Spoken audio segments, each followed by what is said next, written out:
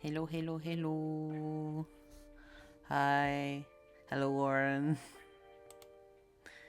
Hello. Thanks for the owl. I do really like him. He is very fluffy. Where is he? Wait. Here he is. He's all fluffy. Hehehe. Hi, Helene. Today's writing prompts day. Hi Evan, it's been 8,000 years. I hope you're doing well. Thank you. I hope you're doing good as well. It's been a while, yeah. Yeah, it's been good, to be fair. It's been good. Yeah, I wasn't on vacation seeing Zeke and seeing Helen and seeing Juno and stuff for pretty much all of August, so that was very, very nice. And I'm going back into streaming, which is very fun, so I'm excited. So, today we're doing writing prompts, which is going to be nice for y'all because you are finally going to be able to see what I write if you want to read or like write with me or whatever, which I think is nice. I have a few writing prompts wrote up. This seems like a lot more than it is. Those are 2 prompts and this is like a questions thingy that I found online. Because like for 3 hours, like I'm not going to write. Like I was like, oh, I need to take a bunch of prompts, but I'm not going to write. Even a short story takes a while to write, so can't really do 20,000 prompts.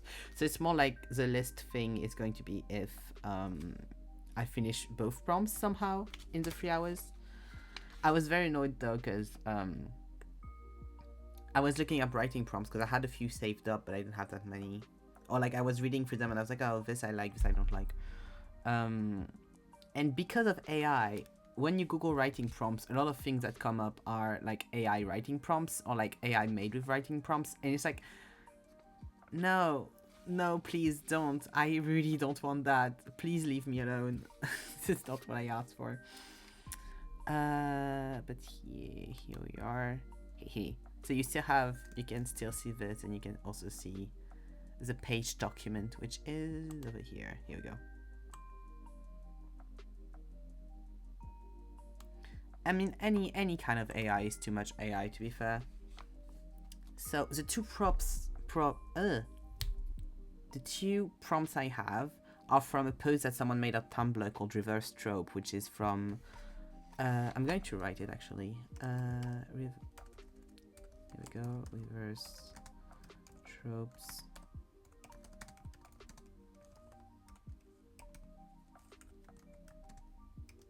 I was glad because I found it on Twitter, and then I was like, oh, I'm never going to be able to find the original poster. But then someone put it in under, so I'm very glad.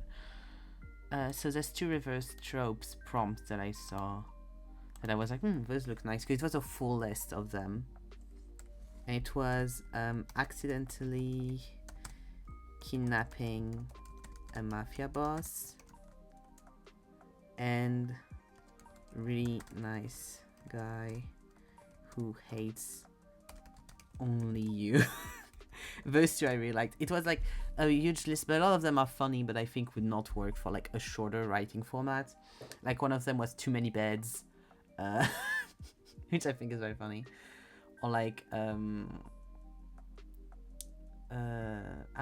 old people AU, like nursery home AU instead of like school AU. There was also, I mean, I have it on my phone if I really wanted to, but you know. And then the other thing I have, the accidentally kidnapping a mafia boss is very funny. And the other thing I have is 11 questions about your magic system, which is also from someone from Tumblr called Met V Harrison, which if we do it, I'll also put it on the screen. It's the original post is 12 questions, but the 12th question does not make sense for the magic system I am writing. So it's like I skipped it. But yeah, and it's if we finish writing, since I have one of my OC universe whatever things that I haven't written but would love to write at some point, that I've been really thinking about recently, has a magic system within it. I was like, that would be fun to write about and to think more about the magic system as it is rather than like the story, because writing magic systems is always hell. But yeah, it's we'll see that if we have the time after everything. Okay. I'll do... let's see, because... And I have my little... Can you...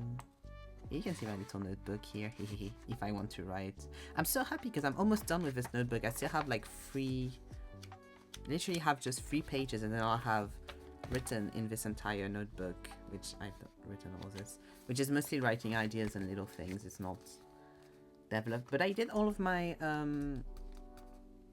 prerequisite stuff and everything in this notebook for the webcomics that I'm writing. So, that I have technically written, and I have asked friends to read and tell me if it's good. So it's very nice that I'll have this whole thing finished, because I usually never finish this kind of notebooks, and then I can get into a new one. Nice. But yeah, okay. Let's see.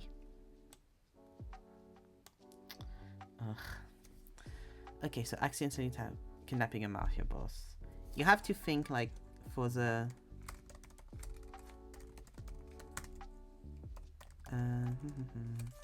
Could I just copy and paste? Yes. But it's more fun to do it this way. For this one, you have to kind of think, like, who would... Why? How? Because there would be bodyguards for the boss. And like, what does it result in? I think those are the main like questions of like who would, and like, oh, and who were they supposed to kidnap initially? I think that would be like the main questions of that kind of scenario.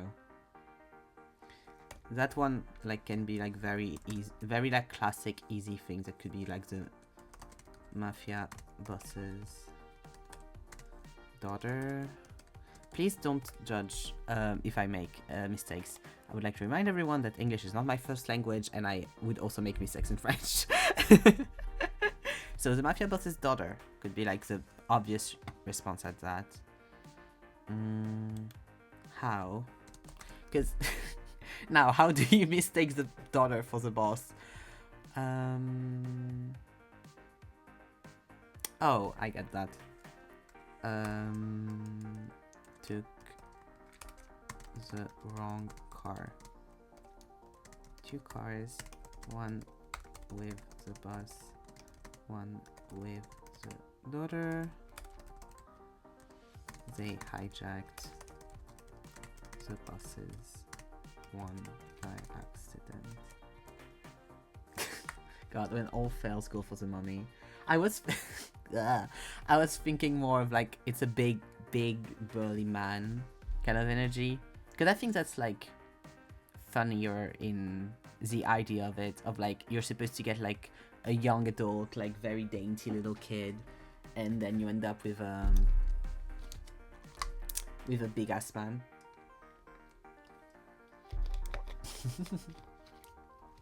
But also that's just my opinion. I love drinking a lot of water, but I hate that I only drink very cold water. I mean, I don't only, but I put my water bottles in the fridge and then the water goes everywhere because it doesn't leak, but it's, you know, condensation. I'm going to put a tissue under my water bottle so my desk doesn't get wet. Here we go. I should get a coaster for my water bottle. Here we go.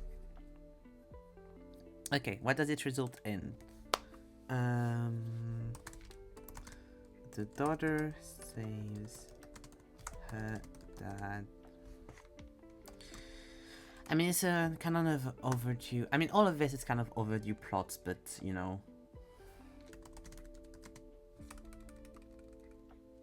She's trained. Like, it's kind of classic stuff now, but, you know. It's also fun to just, like, play with it a bit. I'm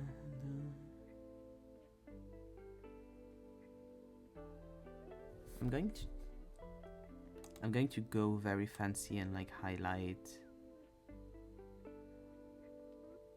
not highlight, but like put the questions in bold so you can see more.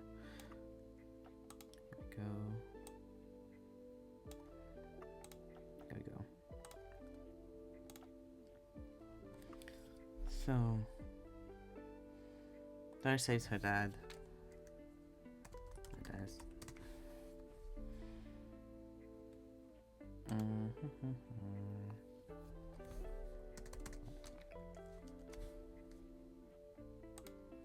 Yeah, I'm going to go full cliche because the goal for this is just to write little stories and not to actually like revolutionize the world of writing.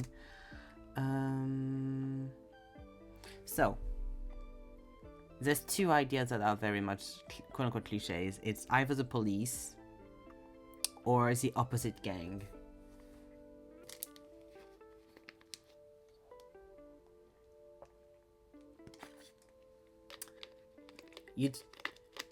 There can be the argument of, yeah, but the police couldn't kidnap because, you know, that's not legal, but also, do they care? No. So, you know. I'll say the opposite gang. I don't want to do...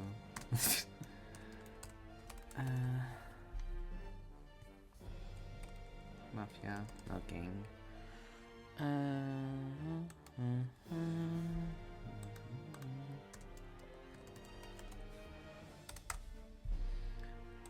Why?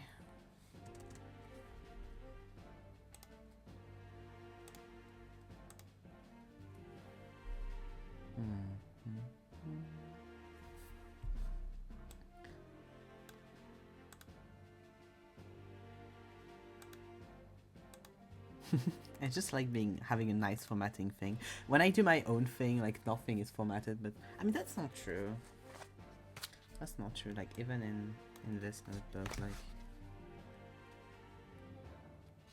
depends for what, but like have little part 1, part 3, like part 1 highlighting and stuff.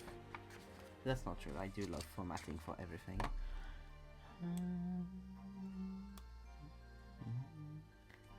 Oh.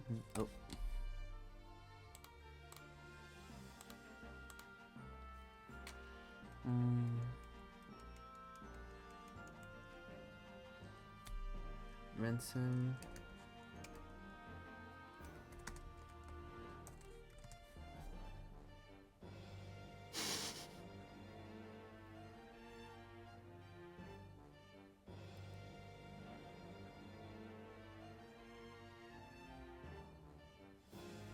Could be ransom, could be...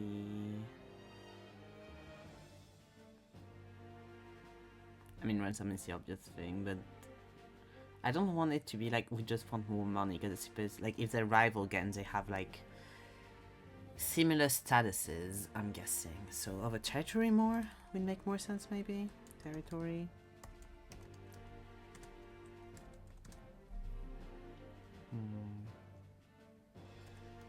Oh, that's what I wanted to do.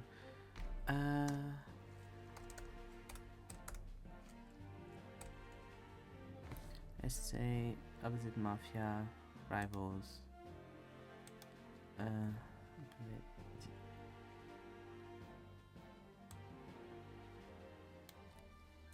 Rivals, mafia A, and let's say mafia B, boss's daughter, and those are mafia B.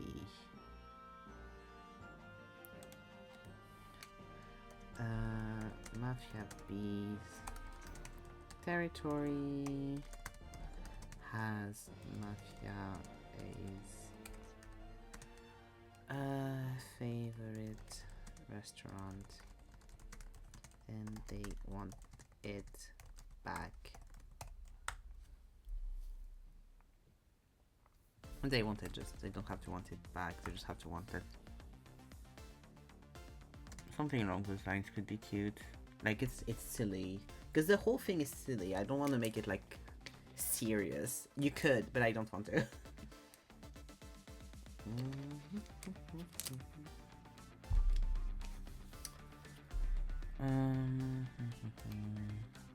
Okay.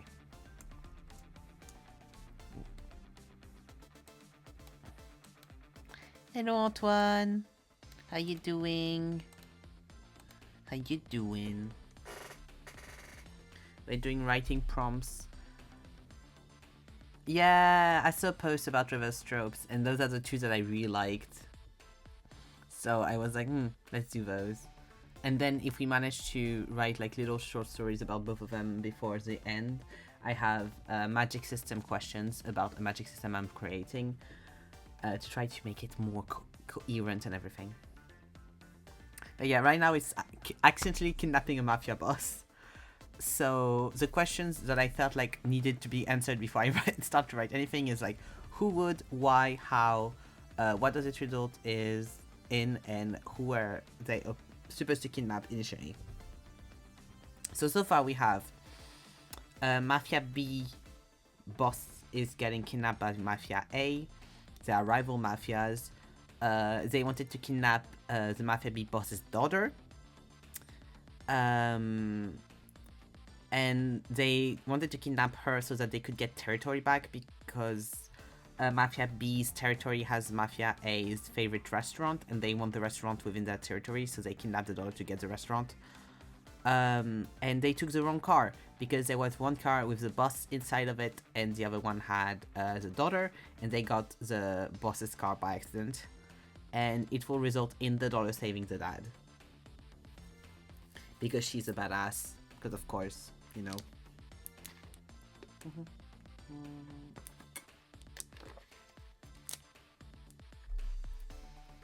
This is what we have so far. No story points.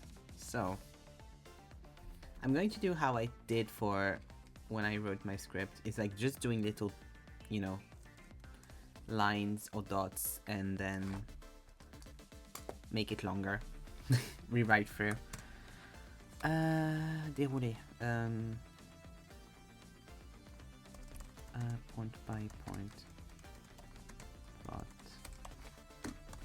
And the goal is going to try to make that short and not like a fucking 5 chapter stuff. And 5 chapters is not long, but the goal is to make something short, so we do a bunch of little things. Okay. I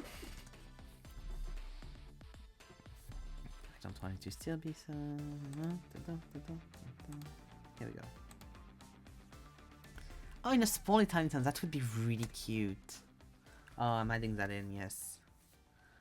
Setting a small Italian town.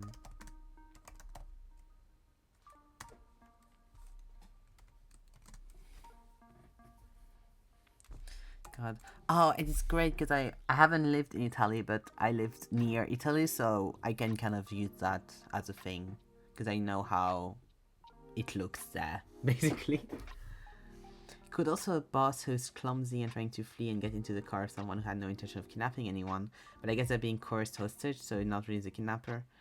Yeah, that's the thing. It's like in my head, it's kind of you have car on, like the cars are like one behind each other, and they're both already in their car with like all of the people, the bodyguards with like umbrellas and stuff trying to hide them to get in the car so no one knows who's going in which car.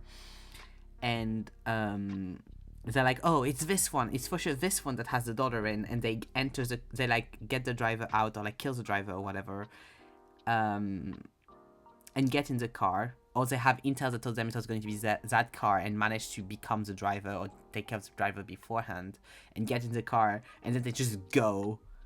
And then once they're like very far, just they turn around and they see that it's the boss and not the daughter, and they're like, oh no.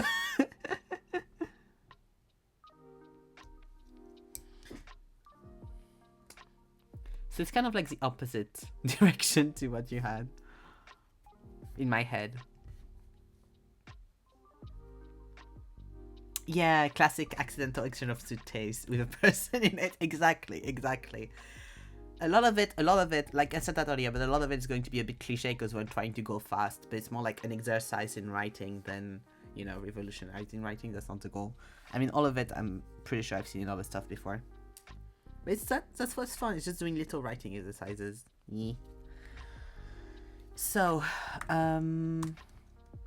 Mafia A wants to get their fave restaurant within their territory.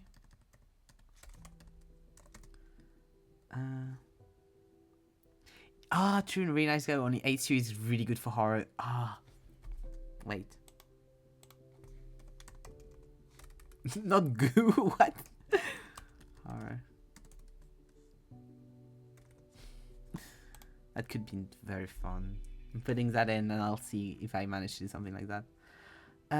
Within the territory. Explains the plan / the plan. Oh no, that doesn't work as writing. I went full visual there, but that doesn't work as writing. I was like, as they explain the plan is being played at the same time. That would work for a movie, or that would work for a comic, but that would not work for writing, so can't do that.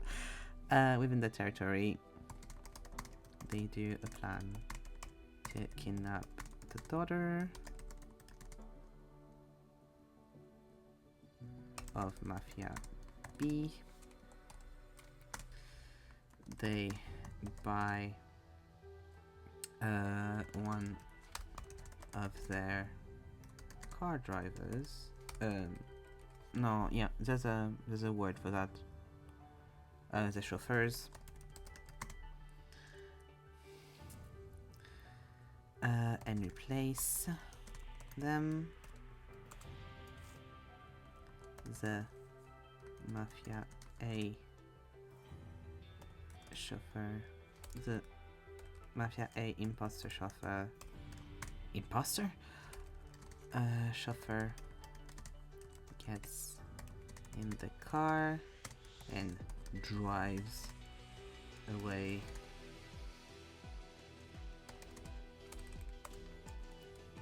In the middle of the drive, they turn around.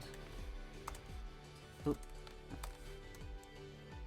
There need to be 2 people in the car, plus associate.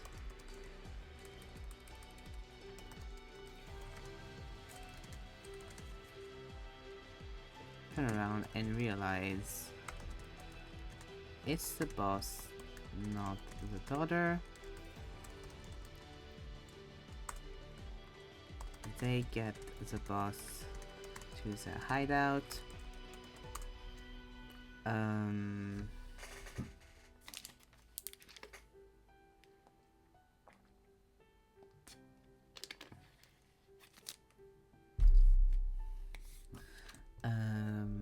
Get him tied up in a chair. Meeting about what the hell do you do with him now?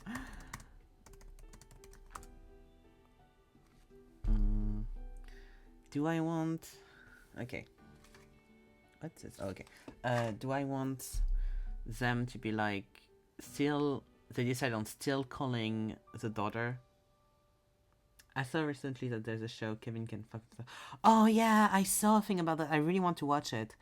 Which is shot like a sitcom, and the husband is goofy, but the POV of the wife is still psychological horror, tries to escape her husband, and I want to... Yes, same, I really want to watch it. We could watch it together. We should make the time to watch something more together. That looks really... Yeah, I've seen a clip of it, and I've seen multiple people say that it's really good, and I'm very, very curious. But yeah, do I want them to sorry, I'm playing with pens on the side. Here we go.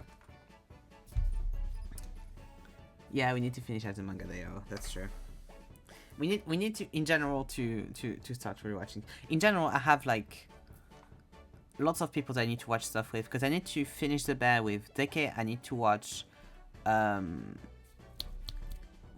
I need to watch everything Star Wars related with Juno. I need to watch the Knives Out movies with Helen and Zeke. I need to watch Azumanga Daioh with you, and I need to watch now Kevin Get Fucking Stuff We Can See. And then in general, there's a lot of stuff that we're watching with Oak as well that maybe we should get back into watching. I have lots of stuff I need to watch with lots of people. Oh, you need to watch The Bear. That's so good. Make sure it's not one of the days where you don't feel great, though. We have seen, basically it's because I haven't seen, and Zeke hasn't seen either, the second half of season 3, because we started watching it together and then we never finished. Yeah, too many watching stuff to do. It's hard. It's a hard life. But yeah. Do I want them to... Oh no, I like the thing. They only have the boss's phone number. I like the idea that like they just are in a meeting and the guy is just in the background and they're like, what do? We can't ask for any ransom or anything. We only have this guy's phone number.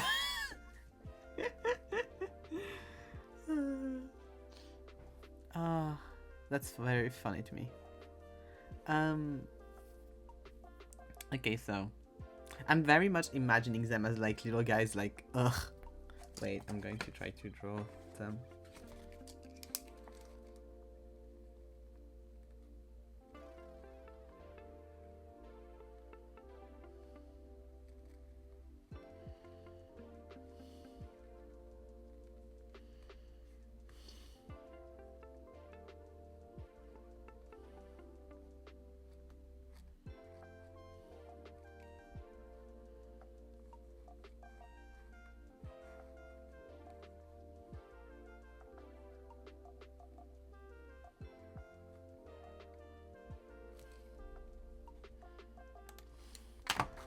This is how I see them.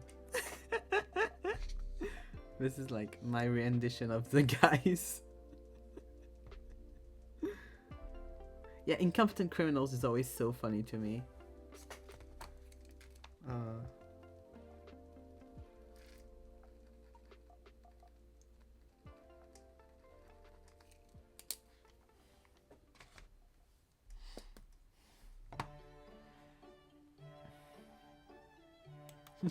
Thank you.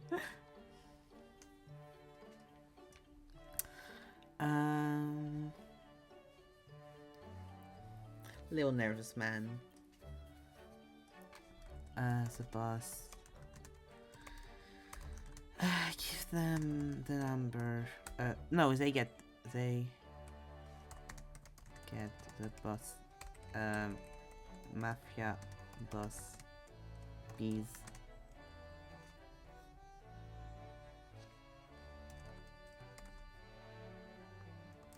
Phone. Unlock with face recognition. Oh, same. That's a gag that only... Yeah, they just get the phone, then unlock it, whatever. Unlock and call the second in command. Because a lot of what I'm thinking right now would work in a little comic, but wouldn't work in writing. Like the gag of just turning the phone like to the person. You just, you know, like taking... Let's imagine this is a phone. Like just go stunk. Like to do face recognition works mentally in a visual media, but doesn't work for writing media, I don't think. As much. Unlock calls the second in command. Asks for the restaurant. Chat with the boss.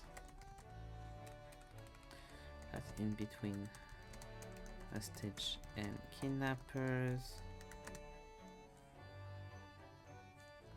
Anxious, but trying to be still proud. Mafia.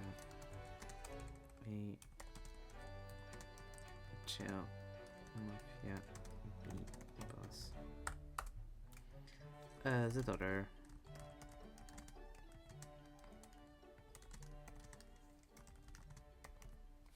Mafia B comes in with reinforcement.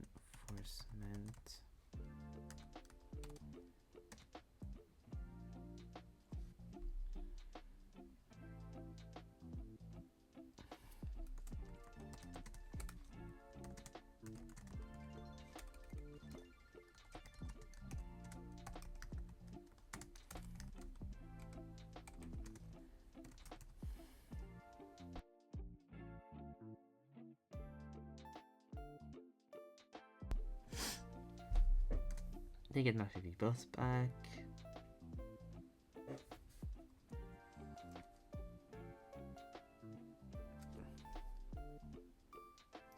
Could work if you write with the camera in mind for the setup and the character looked at the original camera hoping it was about sitcom and audience could help him. But yeah, very specific setup only, yeah, for sure. And I feel like that's the kind of setup that maybe would work within something maybe a bit longer, where you can like make the reader used to the setup. Since I want this to not be too long, I don't know if that would work. And also, I have never written something like that. I don't know how it would seem and stuff. So I'm like, But that could be very fun, like a The Office kind of energy.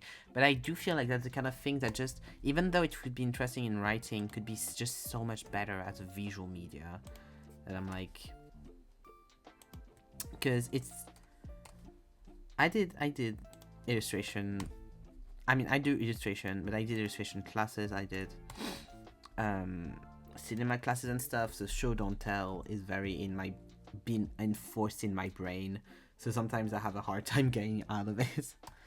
Happy end.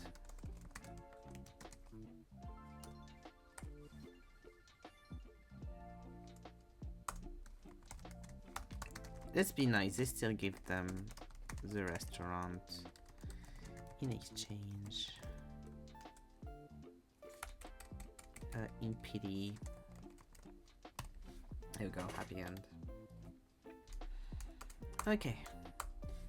Let's see. Mafia A wants to get a restaurant within their territory. They do plan to kidnap the daughter of Mafia B.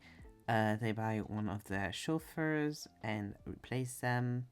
The Mafia A imposter chauffeur plus associate gets in the car and drives away. In the middle of the drive, they turn around and realize the boss not daughter. They get the boss to the hideout, get him tied to a chair. Meeting about what the hell do you do with him now? They only have the boss's phone number. They get Mafia boss's B phone. Unlock, call the second in command, asks for the restaurant. Chatting between the hostage and kidnappers, anxious but trying to steal Proud Mafia 1, chill Mafia B. Proud Mafia 1 and chill Mafia B boss. Mafia A, not Mafia 1. Mafia A. The daughter of Mafia B comes in with reinforcements. They get Mafia B boss back. Still gives the restaurant in PD happy end. Badass. Okay, let's see.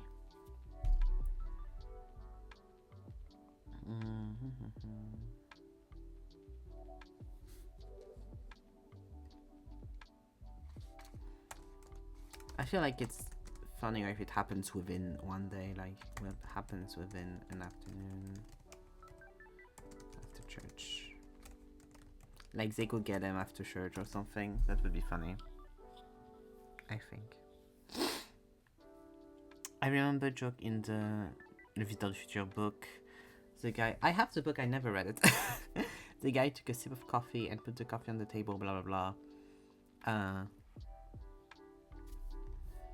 Something happens, the guy has the cup again in his hand.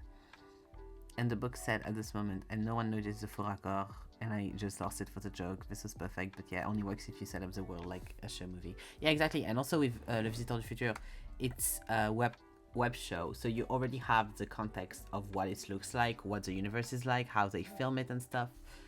So there's a whole like context, like you wouldn't really.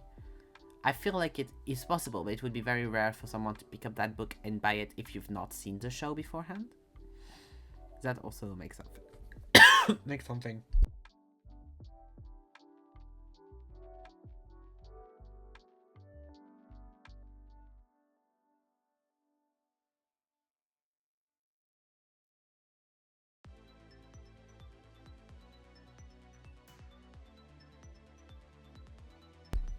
Ooh. My throat got extremely dry for like 2 seconds for absolutely no reason. I am so glad that the microphone I have I can tap on to mute it, since I don't have like a thing, a shortcut to mute my mic. And with my little setup, I would have to click back onto OBS every time.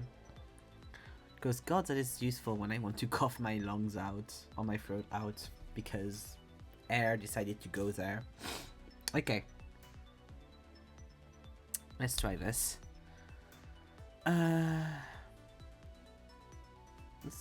Before I do that.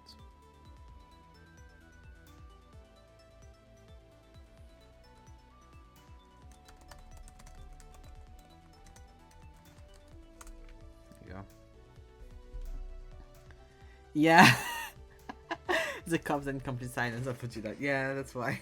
Because I muted my mic because I was like, oh, I need to do a big cough. I was like, wait a second. It's also practical when I sneeze because I can just, I feel the sneeze coming in, I mute, I sneeze, and then I come back and I'm like, whew, better.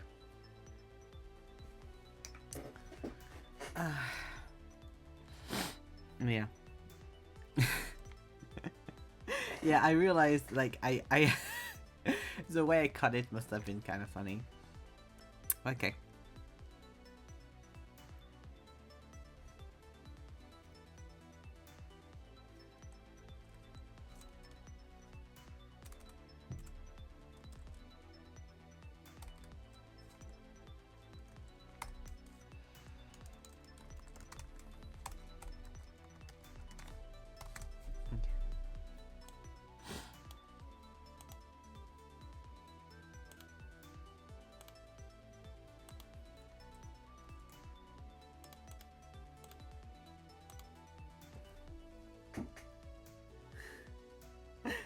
Thanks for like spreading areas of a huge bang suddenly.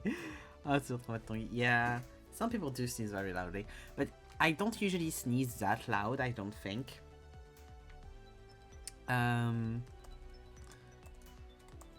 But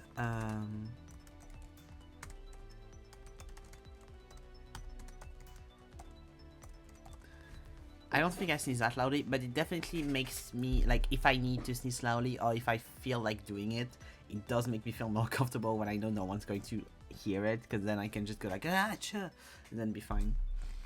But sometimes you feel like you need to do it, but yeah, Tongi does sneeze very violently.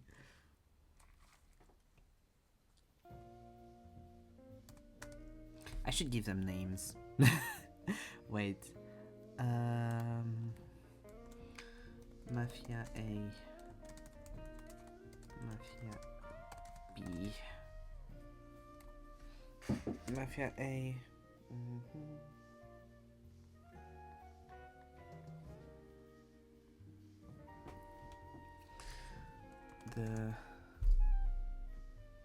It's like the equivalent for like I want something cliche, but that's not like weird. Common Italian last name is Rossi, Esposito, Lusso, Bianchi. Bianchi is good, I think. I mean, it just means white, but the Bianchis. And for the second ones, Romano, Gallo, Marino. The Marinos. Bianchi and Marinos. Perfect. Giorno, Giovanna. Yeah, but that's first names, that's not last names. The Marinos. For them, the daughter's name is going to be Giovanna.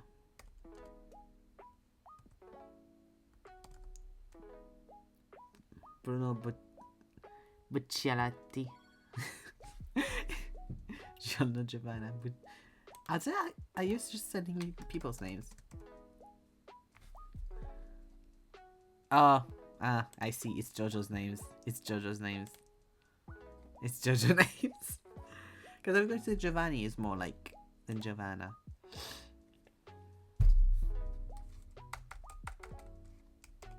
I'll give her that name because she's going to be a badass, so she's allowed to have a JoJo name. The boss is just going to get called Giovanna. The boss is just going to get called boss, so that's fine. And I can like improvise names for them.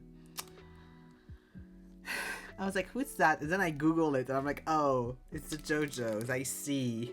I've been tricked.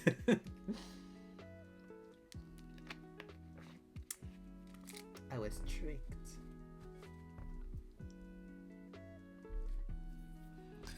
Okay, 10 p.m. the evening before the kidnapping.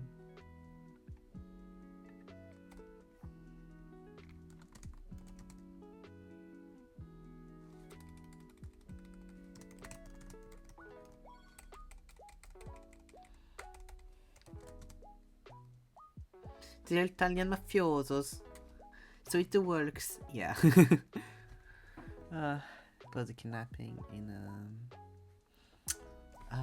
how do you say that in English?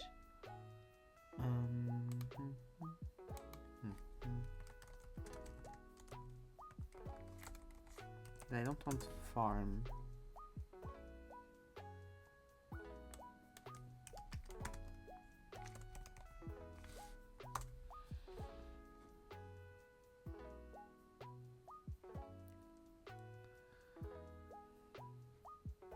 How is acres a synonym for farm? That's not.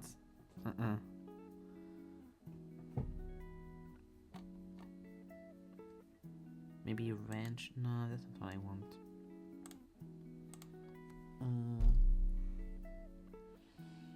A shed.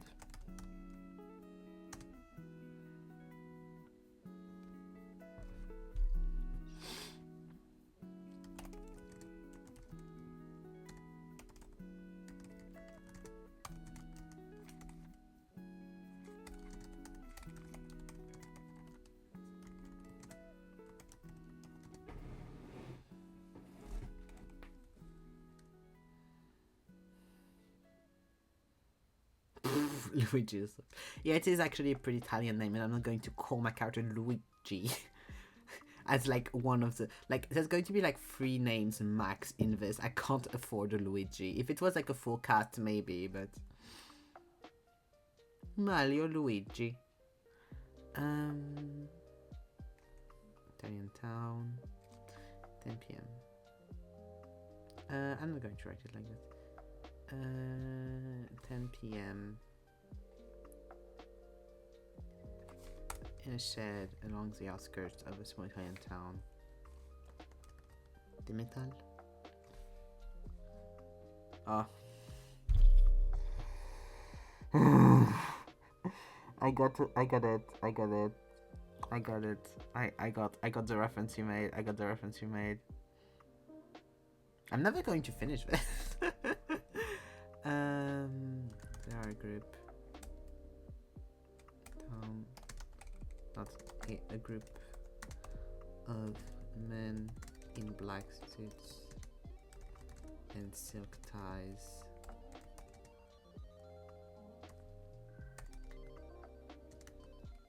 Smoking cigars are standing around a table covered in a map. Covered in maps and pages of intel.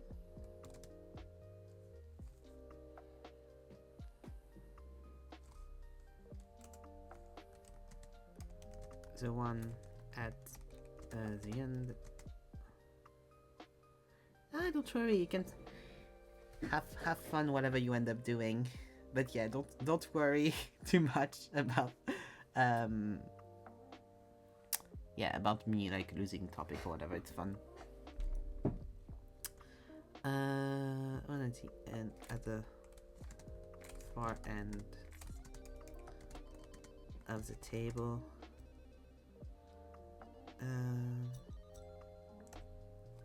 Excels.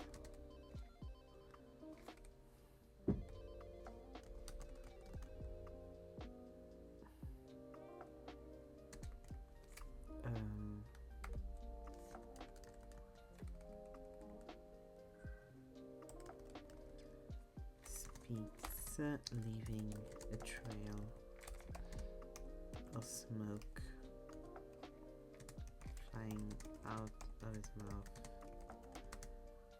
behind him as he walks around to a specific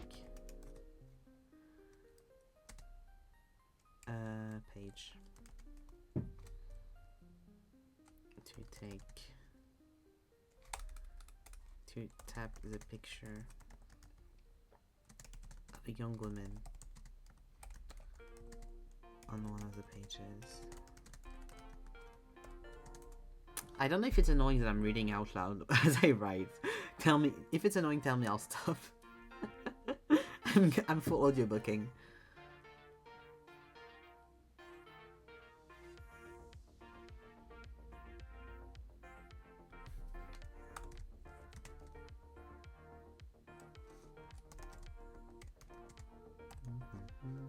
She will get in the first car of the judge.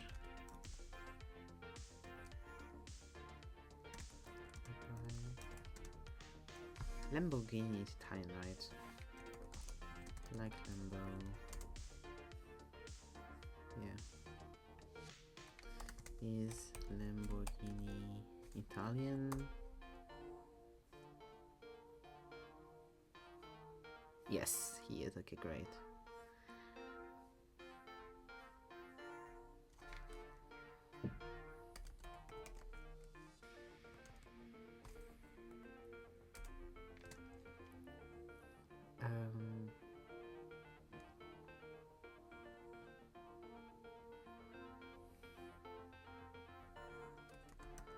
Two black Lamborghinis will be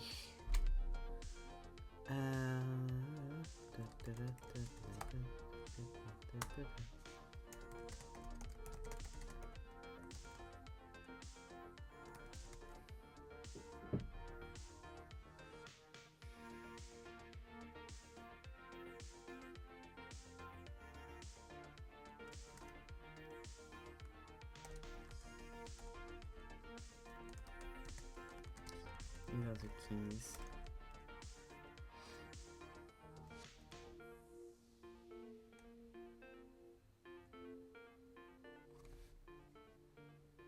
Here's the other. You will wait for her in the car. Then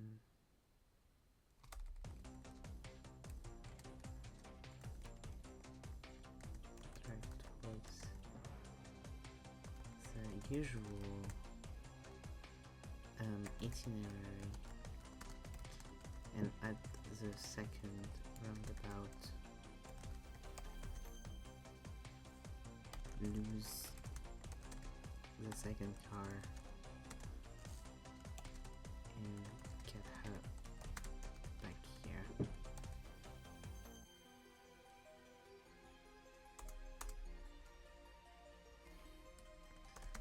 The two men he was speaking to both nodded. No, nodded to these? Yes. Both nodded with smokes appearing. No.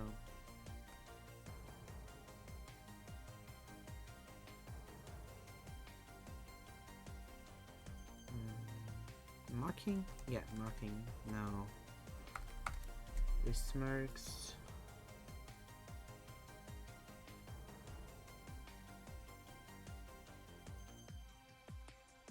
No, carving their faces don't work.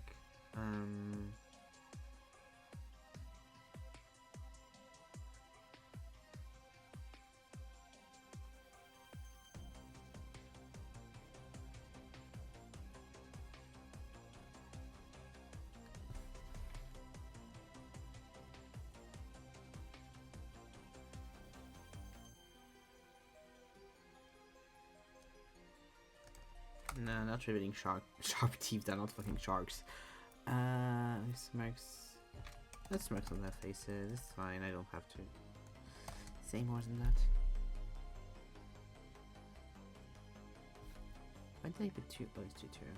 Let's begin to estimate with smirks on their faces.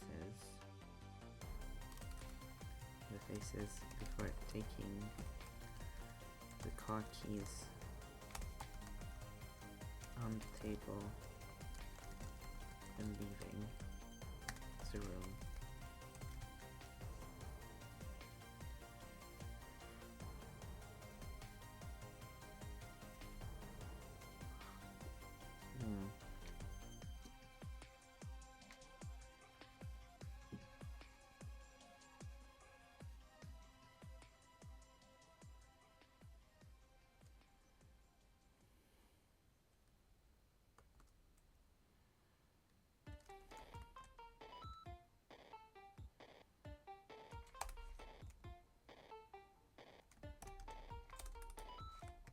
Behind them,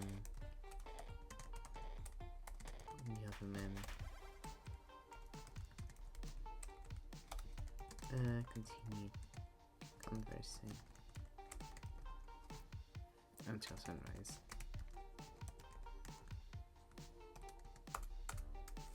Okay.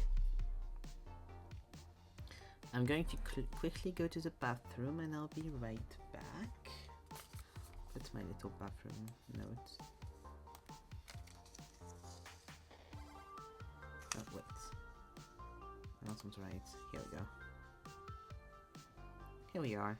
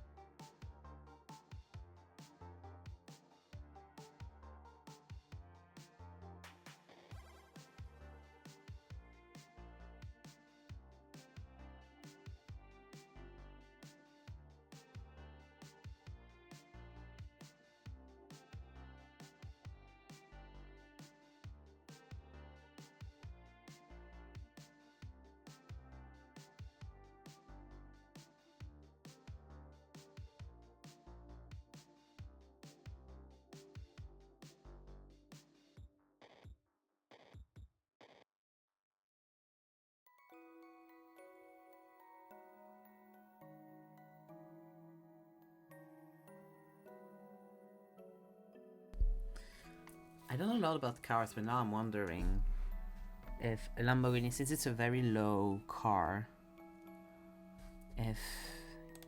Wait... Do Lamborghini cars...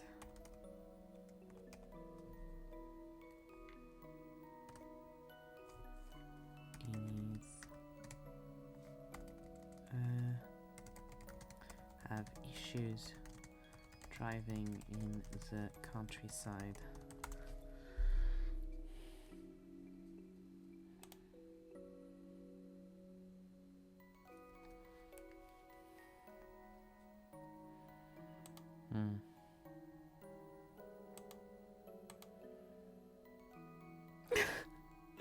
Oh, Lamborghini's new supercar isn't legal to drive on public roads. What do you mean? Why the fuck are you supposed to drive it? What's Lamborghini?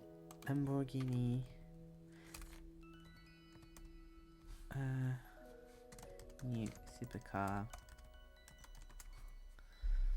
The fuck? Is this? What the fuck? Okay, I don't really care. I just wanted to know if it's like hard to drive across roads, but I can't really find anything.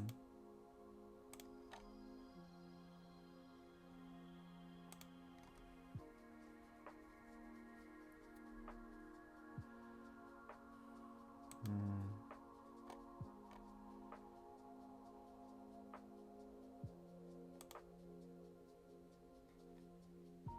Okay.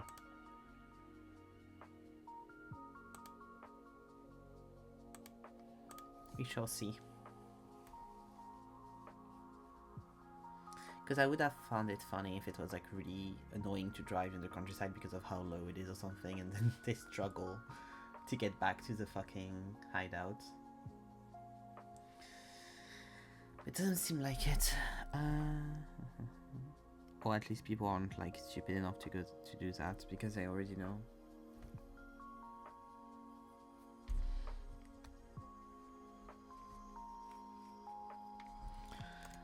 The day after, the two men are waiting in the car in front of the church.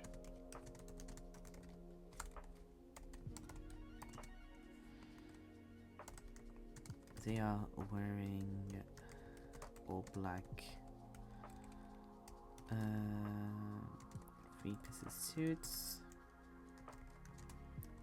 both sunglasses.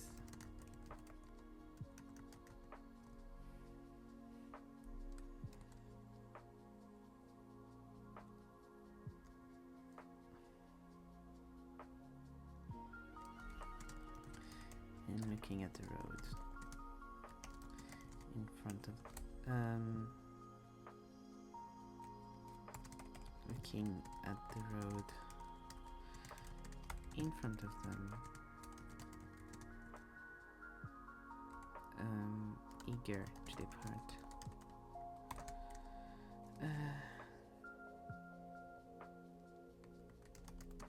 They hear the door,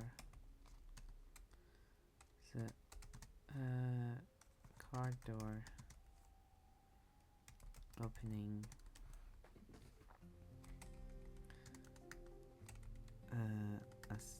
And someone get in the car as the door gets closed behind them.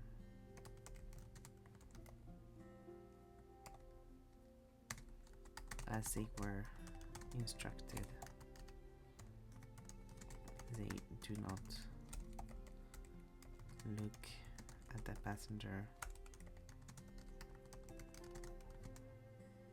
and only start the car the second they hear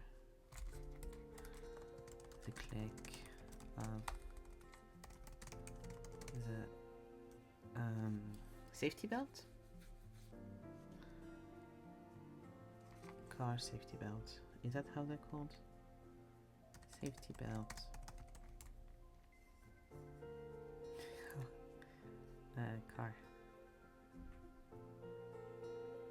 Car seat belt. Seat belt. Just seat belt, not safety belt. Okay, great. Seat belt.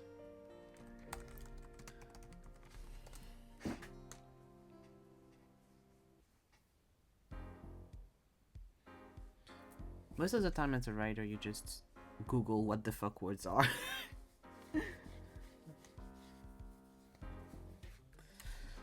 They click on the seat belt.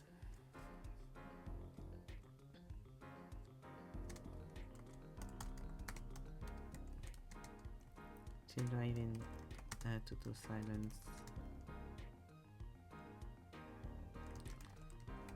Through the streets. Turning the first roundabout, and at the second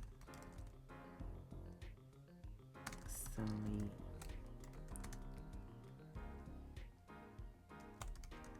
press speed pedal.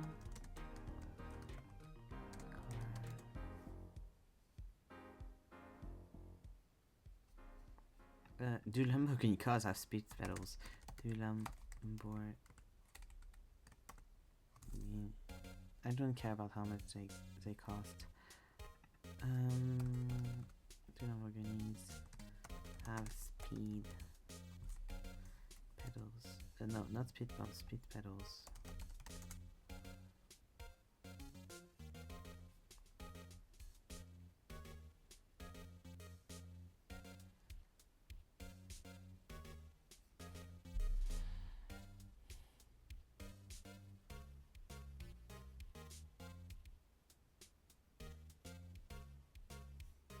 Okay, they do have pedals. Good.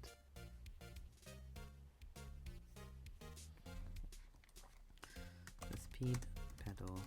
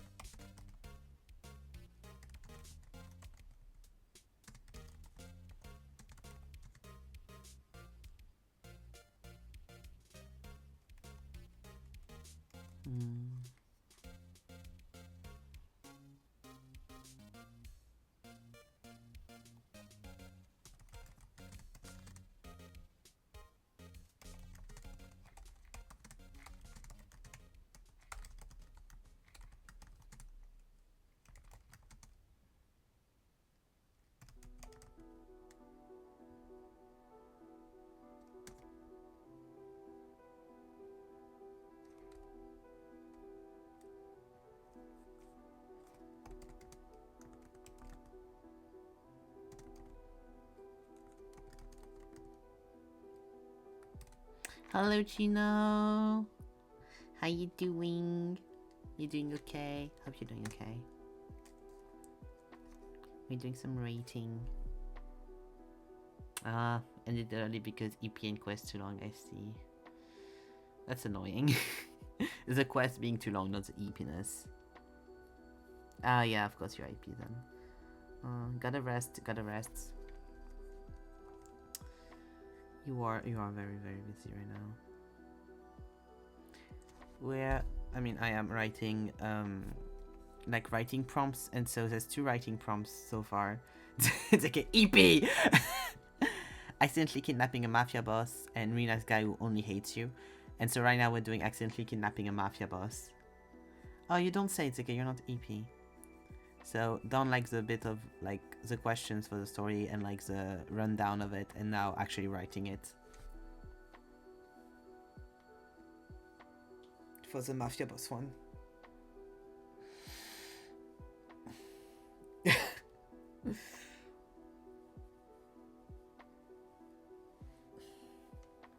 I mean, Gino has been streaming on her YouTube, so it's not been that long. Yeah, I'm happy I found some fun writing prompts, because I had some saved, but then when I went to look into more stuff, sadly, I found a lot of posts about AI and I was very annoyed. I also drew a little mafia man after he kidnaps the boss instead of kidnapping the daughter. He is very stressed. He has not had a good day.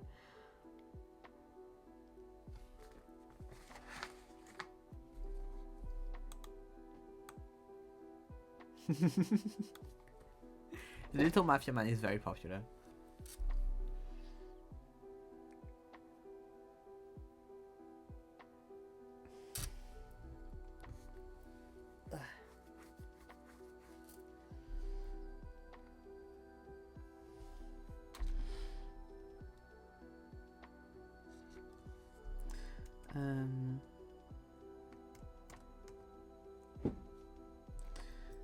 He pokes his clean.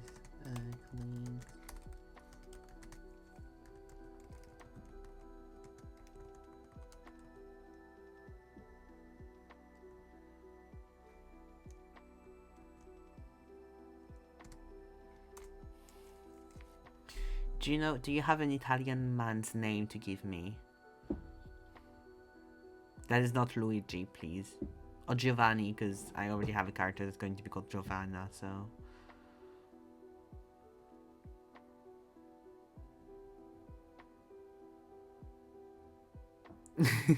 It's okay if you don't, I'm just wondering. I'm doing audience participation.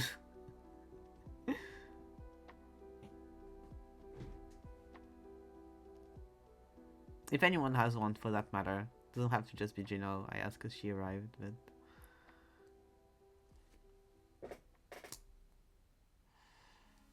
Gino becoming the little stressed mafia man. Cabello is the name of a guy who gets his package from the bakery sometimes. He will be named Cabello. The driver's name is Cabello. Cabello Bianchi. Bianchi sounds nice. As a last name, I wanted a first name. Is Cabello also a first name? I'll look it up. Is Cabello a first name? I don't care about Camila Cabello. Please leave me alone. This man does not even have Cabello in any of his names. Why? Oh, okay. But he... okay. Google needs to calm down. I wrote, is Cabello a first name? Then Google told me results for is Canelo a first name? And then I get Santos Sol Alvarez Bagaragan, which none of those names are Canelo or Cabello. Oh, because his name is Canelo Alvarez, I see. And then his full name is Santos Sol Alvarez Barragan, but he changed it to Canelo, I see.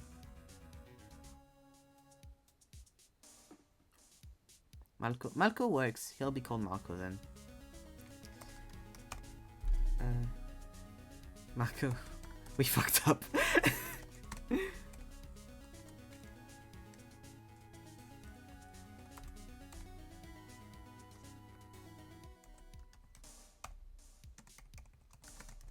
the rear view mirror. Rear? No. How is rear view? Rear view? Rear? Yeah. Rear view. Yeah, that's how that's written. Some words that you just never use. So in the rear view mirror. And instead of the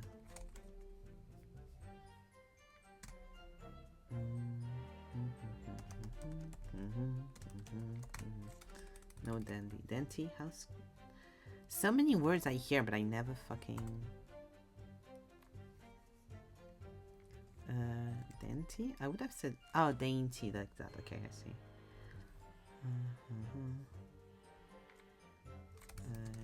Dainty young woman. He sees. Big muscular man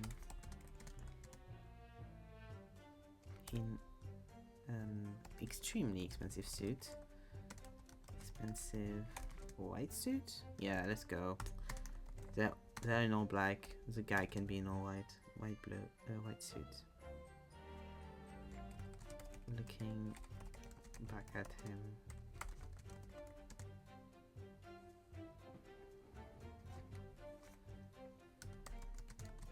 With a neutral face.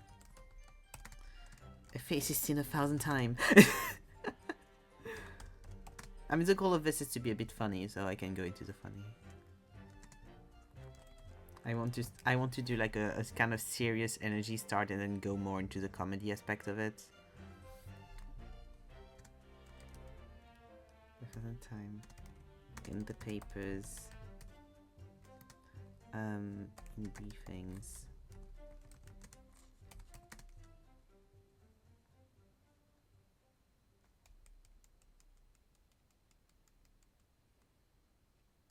In town, the face of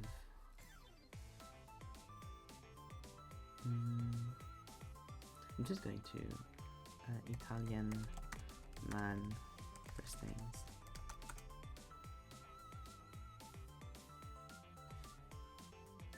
Alessandro. Hey, let's go for Alessandro. Alessandro. What's the last time I gave him? Marino.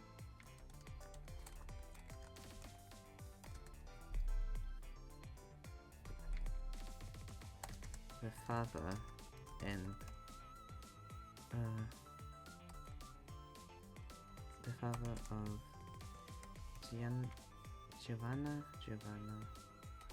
Giovanna Marino and head of the Marino clan.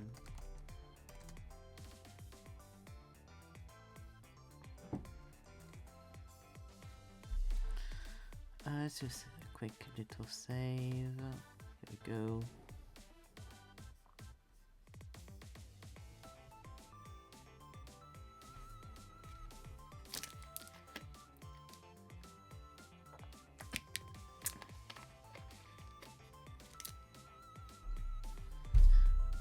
Never said she was cultural Marino before, so the father of their intended victim and head of the Marino clan. Okay.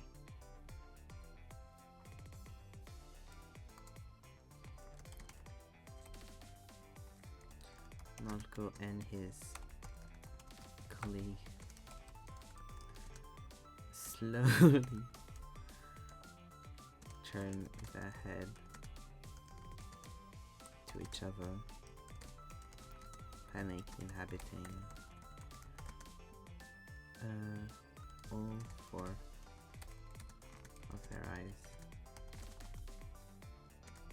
and sweat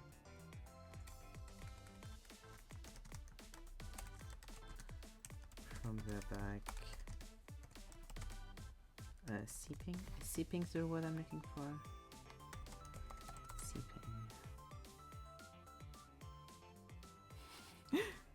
Seep of a liquid flow or leak slowly through porous material or small holes. I mean, skin is a porous material. Seeping into the seats of the car.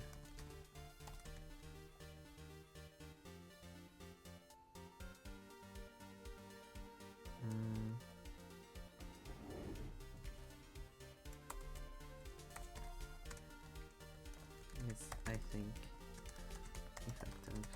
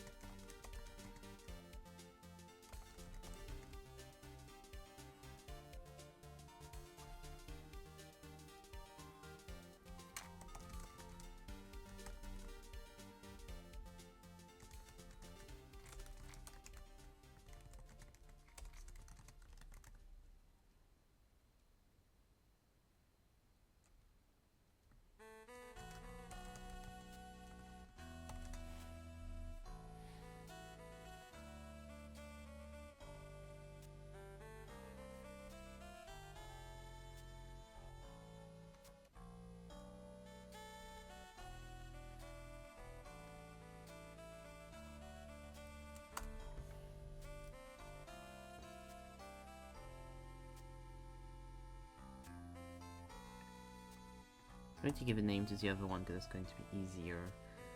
Yes.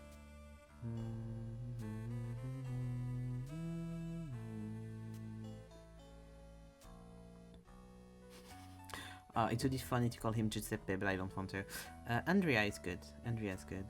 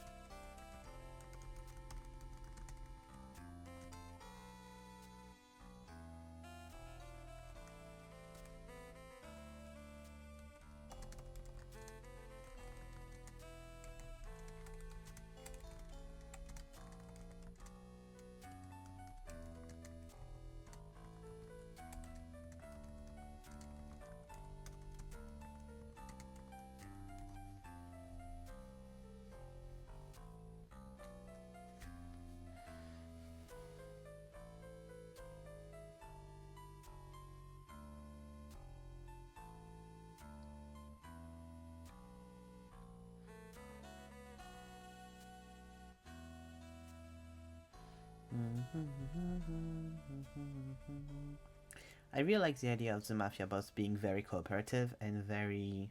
Because in my head I already had him very nonchalant, but I really like the idea of him being extra cooperative and wanting them to do well, and being like, well, this is not going to go badly anyway, so like, this is fine, I can just help you. So I think I'll do it that way, because I was like, why wouldn't he just take his phone now and call his thing? But it's just like, no, I'm rooting for y'all. You fucked up, but that's fine, that's okay. We can make this work.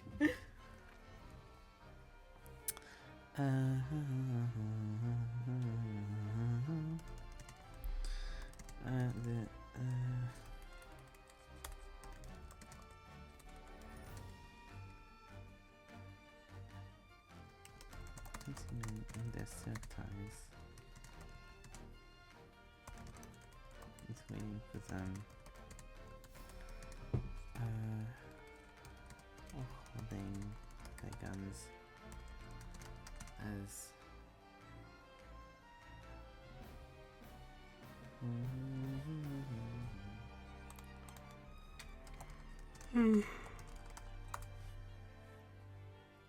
as a threat, as a threat. As a threat. Shaking. The threat. But shaking. More and more the closer the car got.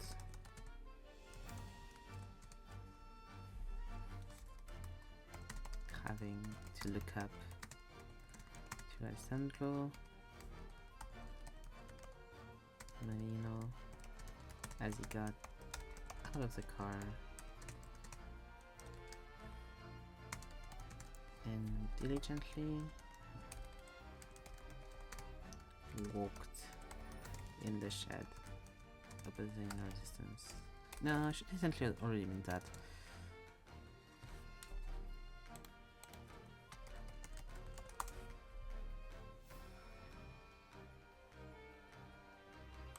No, that's not what I meant. Okay.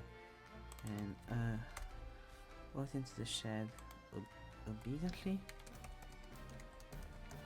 That's more, yeah, that's more what I wanted. Okay.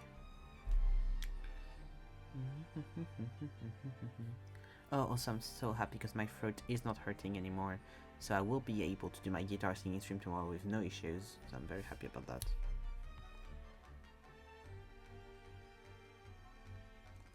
Because I was so worried of it still hurting and stuff.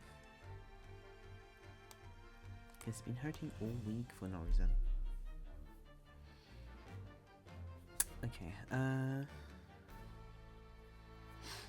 the car walks to the shed obediently.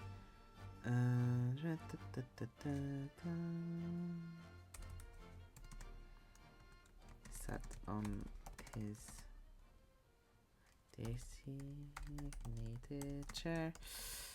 Sat on his designated chair.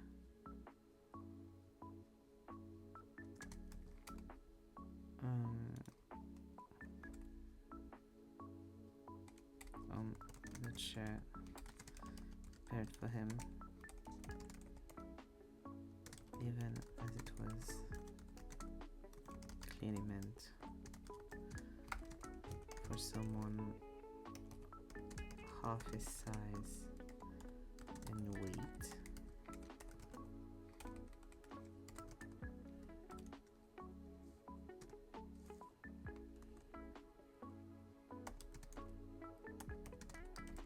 Men around him hurried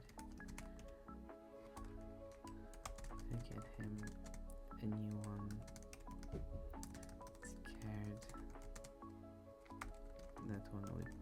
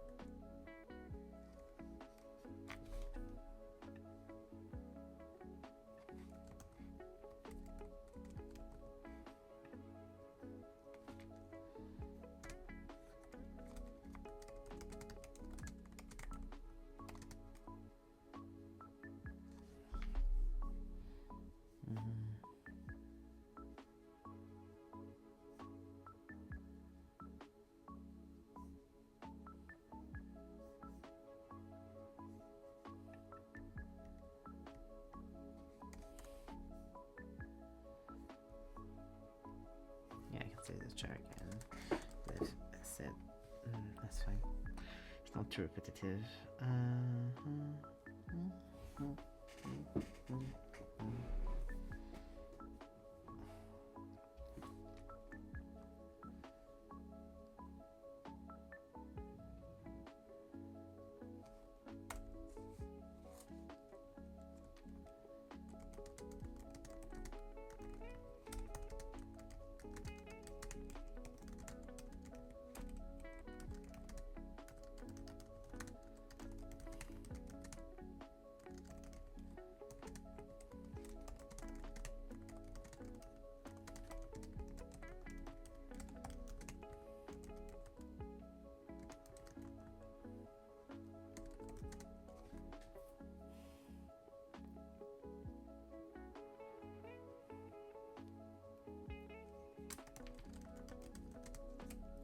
Unfasten. I don't think unfasten works for ties. And loosened.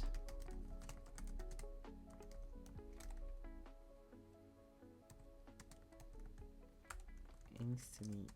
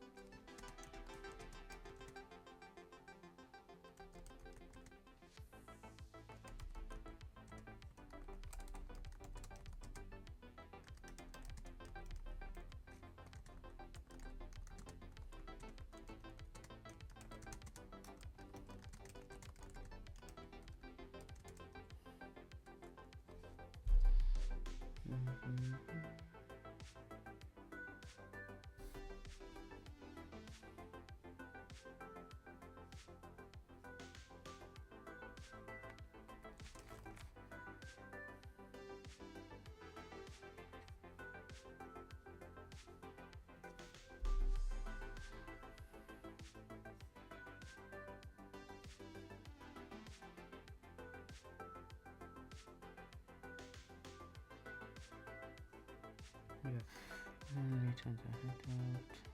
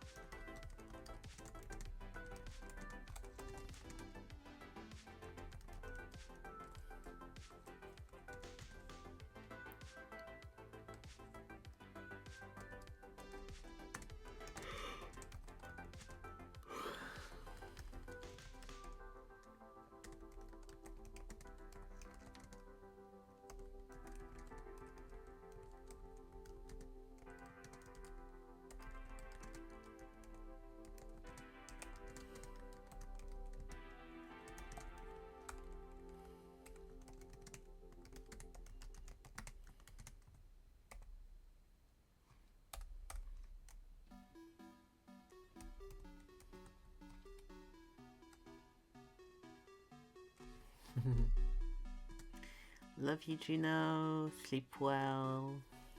You do need all your rest. Have a good night.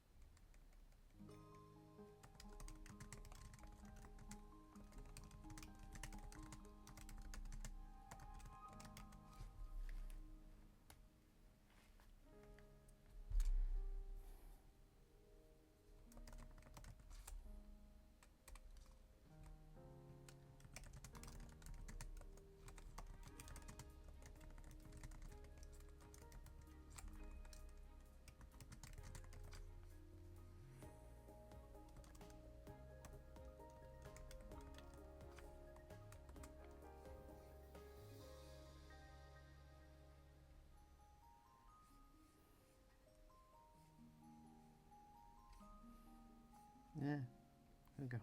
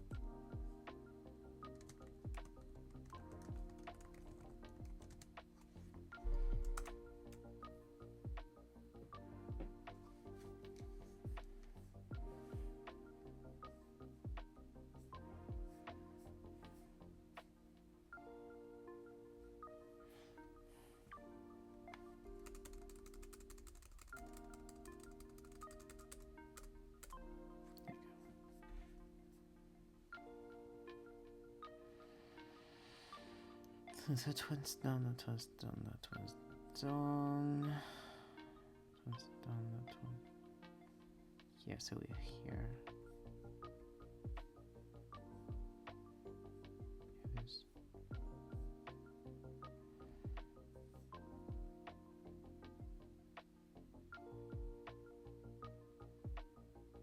Yay, 6 done, 6 to go. Nice.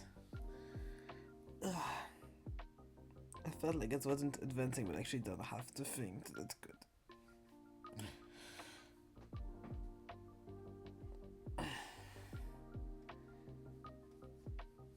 Good page.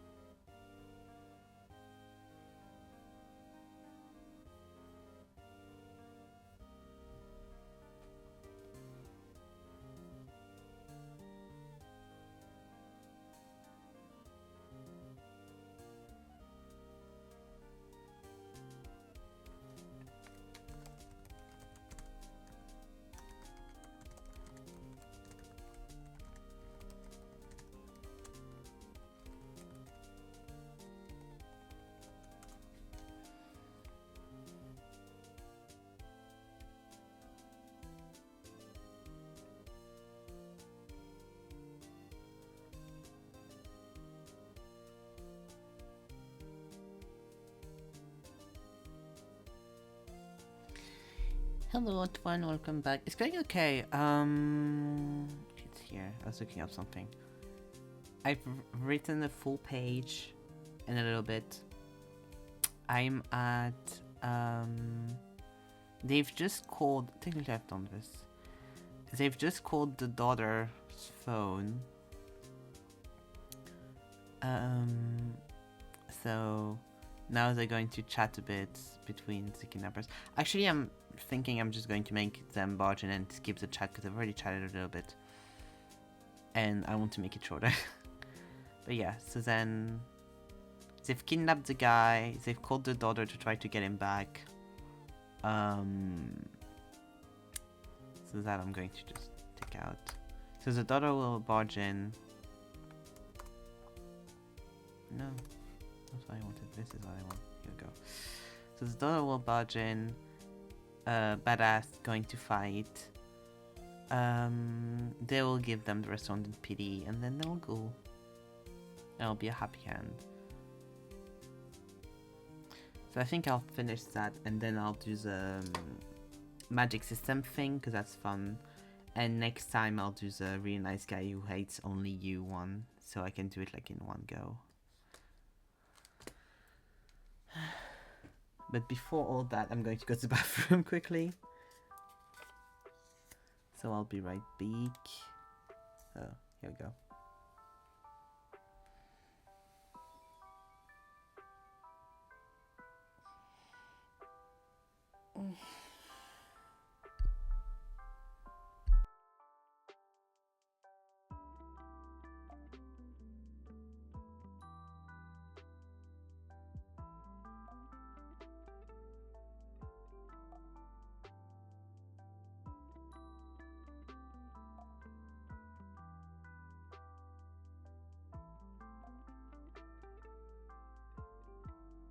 Putting the start of the story up in case you want to read it while I'm in the bathroom.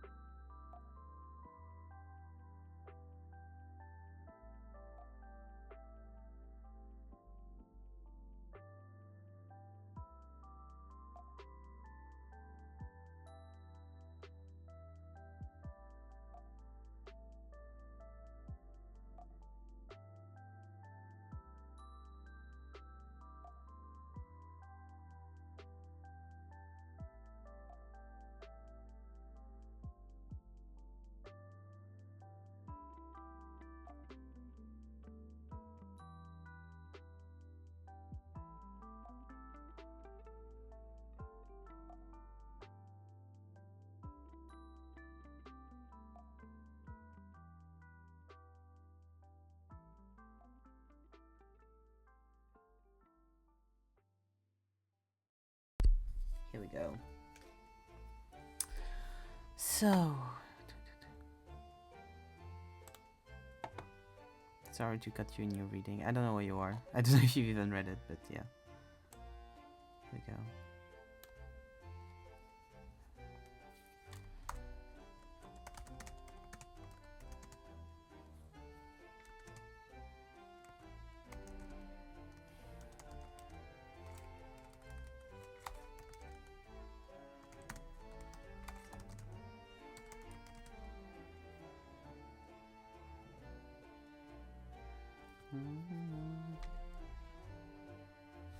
Oh, I'm glad it was fun. I'm happy it was fun. Andrea, we fucked up.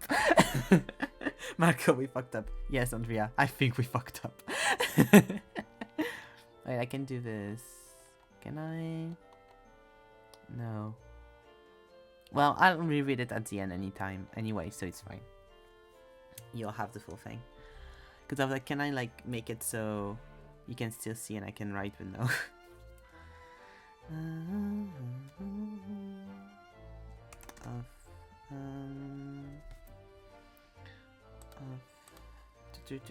Not what I wanted.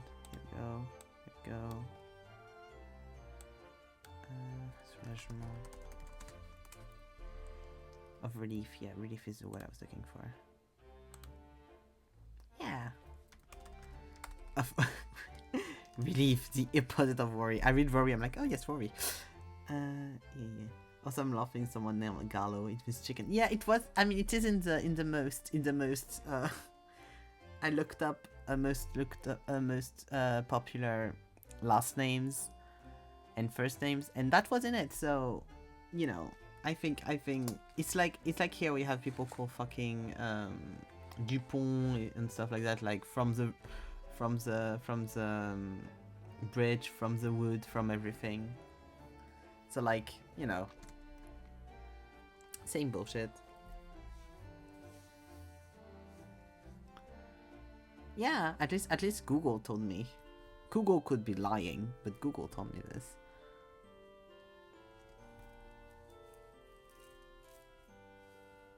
Yeah.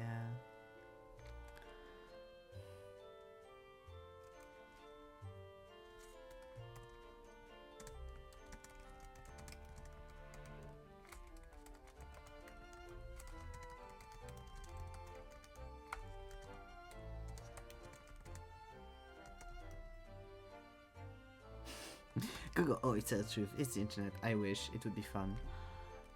The shed.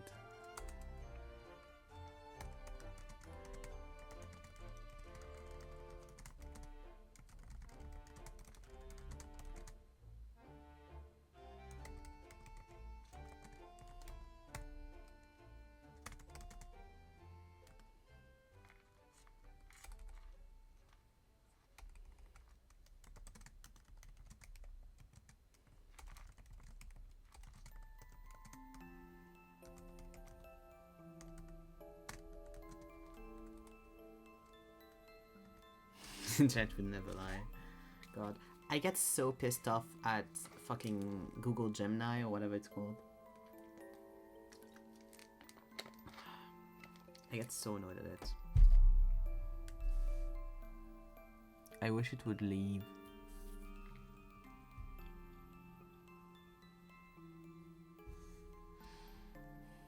I don't have it. I mean, I don't think we have it yet in Europe, but like, I hope it never gets added or anything. But I've started to get like stuff from Google being like, "Hey, we're going to have this soon, and it's going to be so useful." It's like, no, it's not.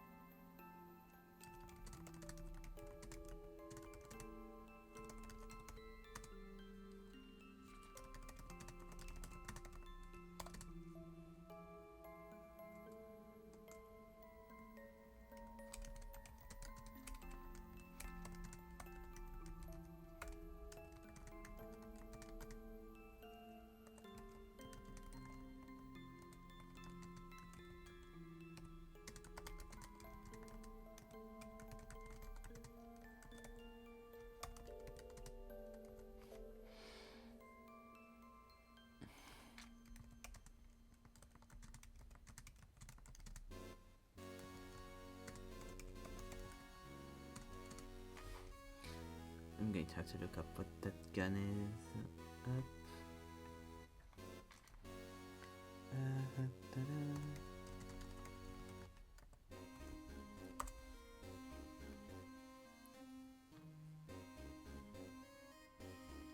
I don't want to know what the largest artillery gun is called. Oh, that's an artillery gun. That's not what I wanted. Okay. Name of guns. I have the perfect image of what I want in my head. But I don't know what it's called. So I need to look it up.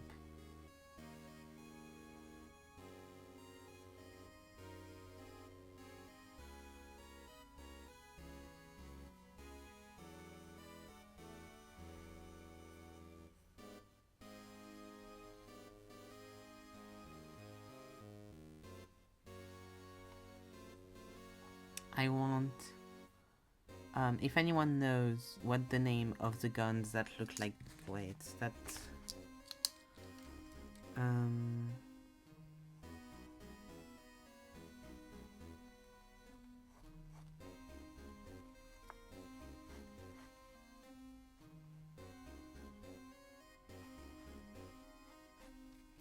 I made a horrible drawing of them because I legitimately don't know how they look that much. But that look kind of like this. That are like very big. And have the big things that rotates under them. And you have like the munitions going in and like exploding on the side. What are those called? That's the ones I want to know what they're called because I want someone to have one. Because I'm looking up like just list of firearms and trying to get what they're called, especially in English.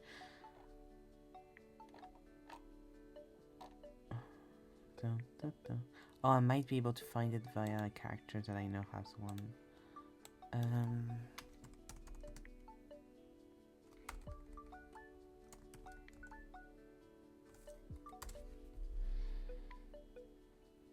Oh, this is what I want. What's it called? Minigun? It's called a minigun?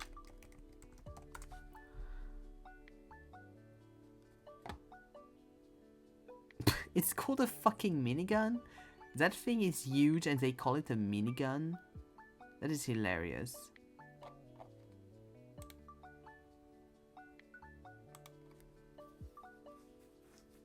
Okay, well now I know how it's called. Whenever I heard someone, like, whenever I've seen someone have a minigun in, like, fiction or whatever, I never thought of this gun, so I hope, yeah. No, not hugging a fucking minion, hugging a minigun.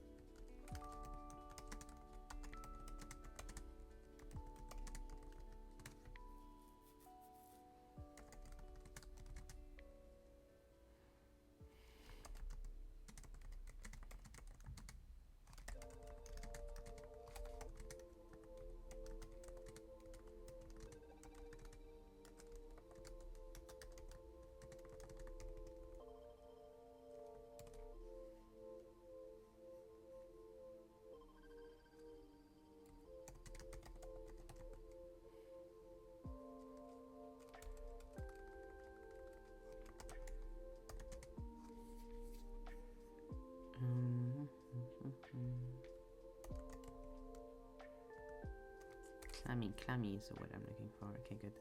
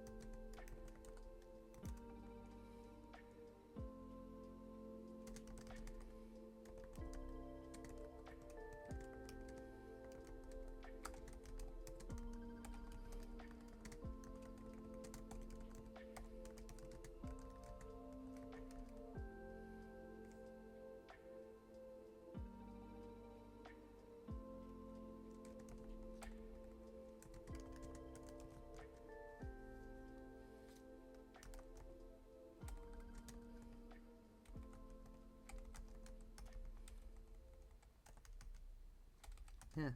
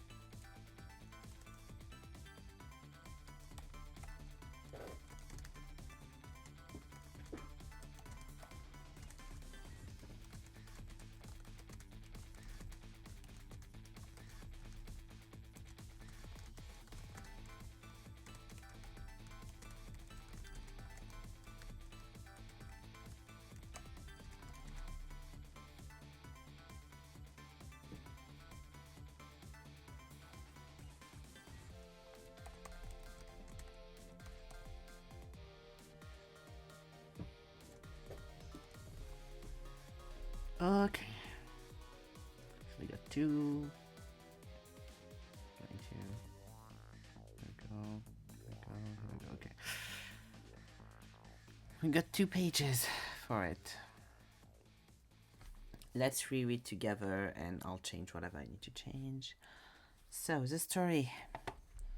10 p.m. in a shed along the outskirts of a small Italian town, a group of men in black suits and silk ties, smoking cigars and standing around a table covered in maps and pages of intel. Are standing around a table covered in maps and pages of intel. The one at the far end of the table speaks, leaving a trail of smoke flying out of his mouth behind him, as he walks around to tap the picture of a young woman on one of the pages. She will get in the first car out the church. 2 black Lamborghinis will be waiting, one behind another. You will wait for her in the car, drive towards the usual itinerary, and on the second roundabout, lose the second car and get her back here. The 2 men he was speaking to both nodded with smirks on their faces before taking the car keys on the table and leaving the room. Behind them, the other men continue conversing until sunrise. The day after, the 2 men are waiting in the car in front of the church. They are wearing all black 3-piece suits with sunglasses, looking at the road in front of them, eager to depart. They hear the car door opening and someone get in the car as the door gets closed behind them. As they were instructed, they do not look at the passenger and only start the car the second they hear the click of the seatbelt. They drive in total silence through the streets. The first roundabout, and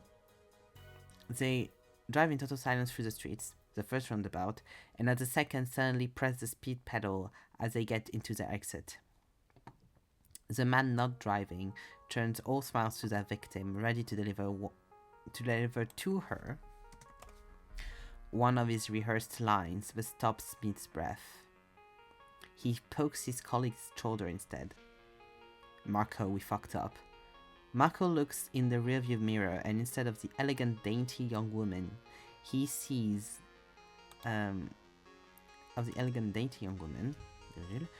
he sees a big, muscular man in an extremely expensive white suit looking back at him with a neutral face. A face he's seen 1,000 times in the papers, in briefings, in town. The face of Alessandro Marino, the father of the intended victim and head of the Marino clan. Marco and his colleague slowly turn their heads to each other, panic inhabiting all 4 of their eyes, and the sweat from their back seeping into the seats of their car. "Yes, Andrea, I think we fucked up." Alessandro Marino looks at the both of them before leaning in his seat and crossing his arms, sighing. As they drive, Andrea takes out his phone to call their own boss and explain the situation they've put themselves in. An hour later, they arrive at their hideout in the shed outside of town. There's a group of fancy men in their silk ties is waiting for them, all holding their guns as threats, but shaking more and more the closer the car got. Having to look up to Alessandro Marino as he got out of the car and walked in the shed obediently. Sat on the chair prepared for him, even as it was clearly meant for someone half his size and weight. The men around him hurried to get him a new one, scared that it would break, before tying his arms and legs with rope to the chair. The men in silk ties are once again gathered around the table, but this time they all abandon their vests and loosen their ties. Their coats, rather. No vests, their jackets. Because vests is not the same thing. And loosen their ties. Stressed, smoking their cigars as the face of their rival clan and sworn enemy stared at them from the corner of the room. I think stared as 2 R's. No, stared, okay, yeah. The man at the end of the table decided to break the silence.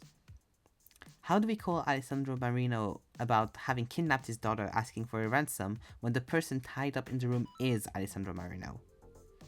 "We could call his daughter," asked the man to his right, as the man to his right, as he was staring to the table. As the man to his right, as he was staring with only 1 R at the wood of the table. "We only got his phone number. Why would we also have his daughters? From the corner of the room, a deep and commanding voice resonates. You could use my phone. She's saved in as Giovanna. They all turn to the head of the Marinos as he speaks. I can take it off myself, but it's in my front pocket. In my left front pocket.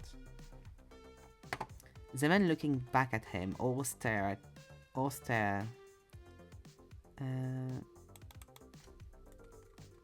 The men looking back all stare at him like deers in headlights before their bosses nudges one of the men next to him's shoulder to go get the phone. The man takes one last puff of his cigar for courage. No, that I'll take out. Because that's something you'd say in French, but you wouldn't say in English. The man takes one last puff of his cigar before putting it down in the ashtray on the table and slowly approaching Alessandro. He walks only on his toes, carefully calculating each step as if he got the right combination. Combination would work? Yeah. As if he got the right combination, he would be able to be invisible as he moved. Marino leans on the side to let him access the pocket more easily, as the man's forehead sweats drop onto his leg in big drops. Falls? No.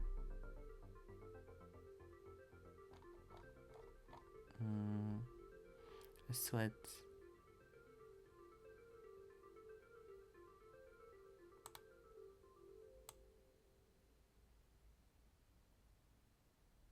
Yeah. Start forming a pool on his leg.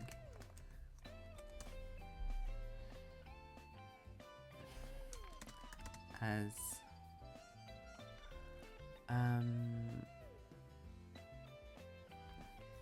droplets fall.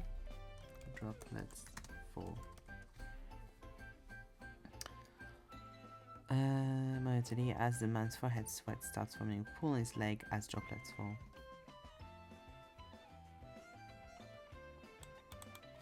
On his pants. Once he gets the phone, he heads to go back to the safety of the table before Marino speaks to him directly. You need to unlock it. Just show it to my face for the recognition.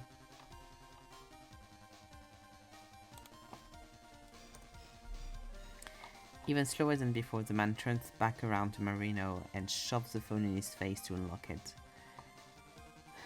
Once done, he rushes back to the table, gives the phone to his boss before falling on the ground in another corner of the room, sobbing and sweating. The head of the table takes a deep breath before calling the number under the name Giovanna. Putting the phone on speaker mode for all the associates to hear, someone answers the call, and even before they can say anything, he starts talking. We have Alessandro Marino here. If you want to see him alive and well, you'll do as we say. Meet us tomorrow at dawn on the corner of Edward Gallo's bakery, east of the plaza. We'll be waiting. He then immediately shuts down the call and throws the phone on the table in a panic. They all take a big breath and exhale in relief. A moment of blessed silence ensues in the shed. Just as the men started to get their courage and dignity back, the wall in front of them explodes as the other black Lamborghini from the front of the church drives through it.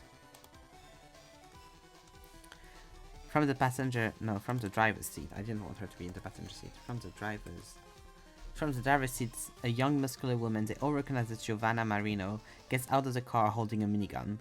She looks extremely pissed as she stares at each and every man in that shed. If my father is not released intact in the next 30 seconds, I will shoot you all and give your bodies to the pigs outside. 30.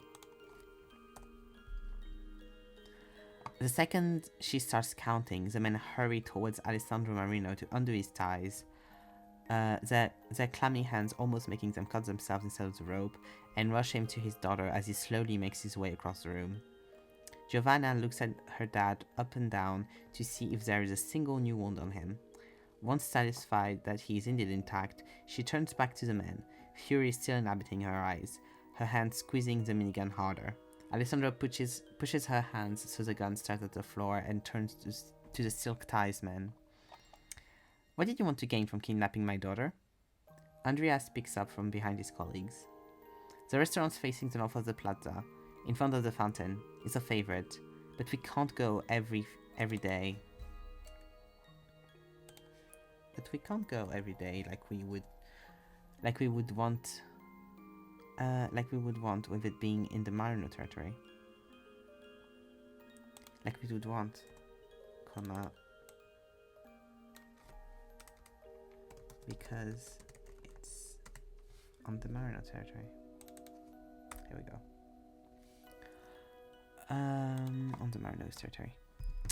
But we can't go every day like we would want, because it's on the Marino's territory. We wanted the restaurant. I see. You can have the restaurant. You made a good effort. Visit whenever you want. The chef is a good friend of mine. I'll tell him about our deal. We should go now. He looks at his watch. Dinner will be served in an hour. Ciao. Ciao, Giovanna also said. And with that, the boss and the heiress of the Marino clan left in their black Lamborghinis. In the black Lamborghini, one of their men taking back the one stolen as well, leaving nothing behind them except for the destruction of the shed's wall. The silk ties men all looked at each other and cheered, as the day had been another success for the Bianchi clan. Save. And that's all for that. Yay! That's a cute little short story.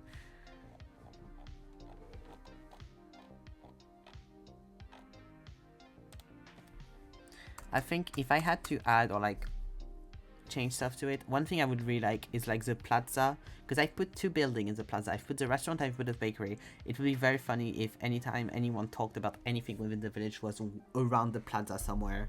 Because I've put something northern of the plaza and something east. Like there's something western, there's something northwest. Like all the like anything that happens in this village is around the fucking plaza. I think that would be very funny. And you just realize as you add all the things around the plaza. As you're slowly reading. But I like I'm not going to rework it right now because 30 minutes, but I'll leave it as if, because the goal is also to write something while on stream and finish it.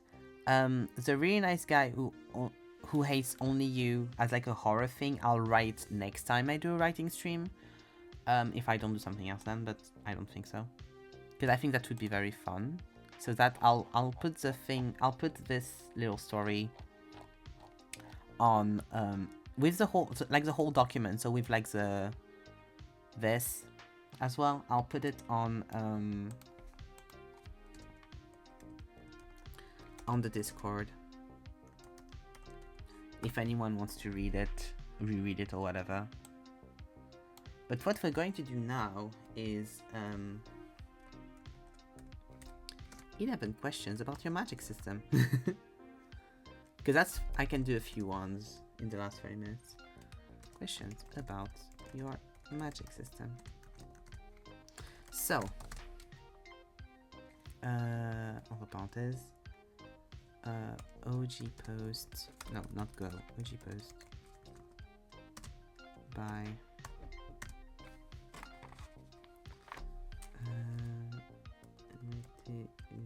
Harrison on Tumblr. Ok, alors ça on va faire ça comme ça, et on va faire ça comme ça, hop là. Just...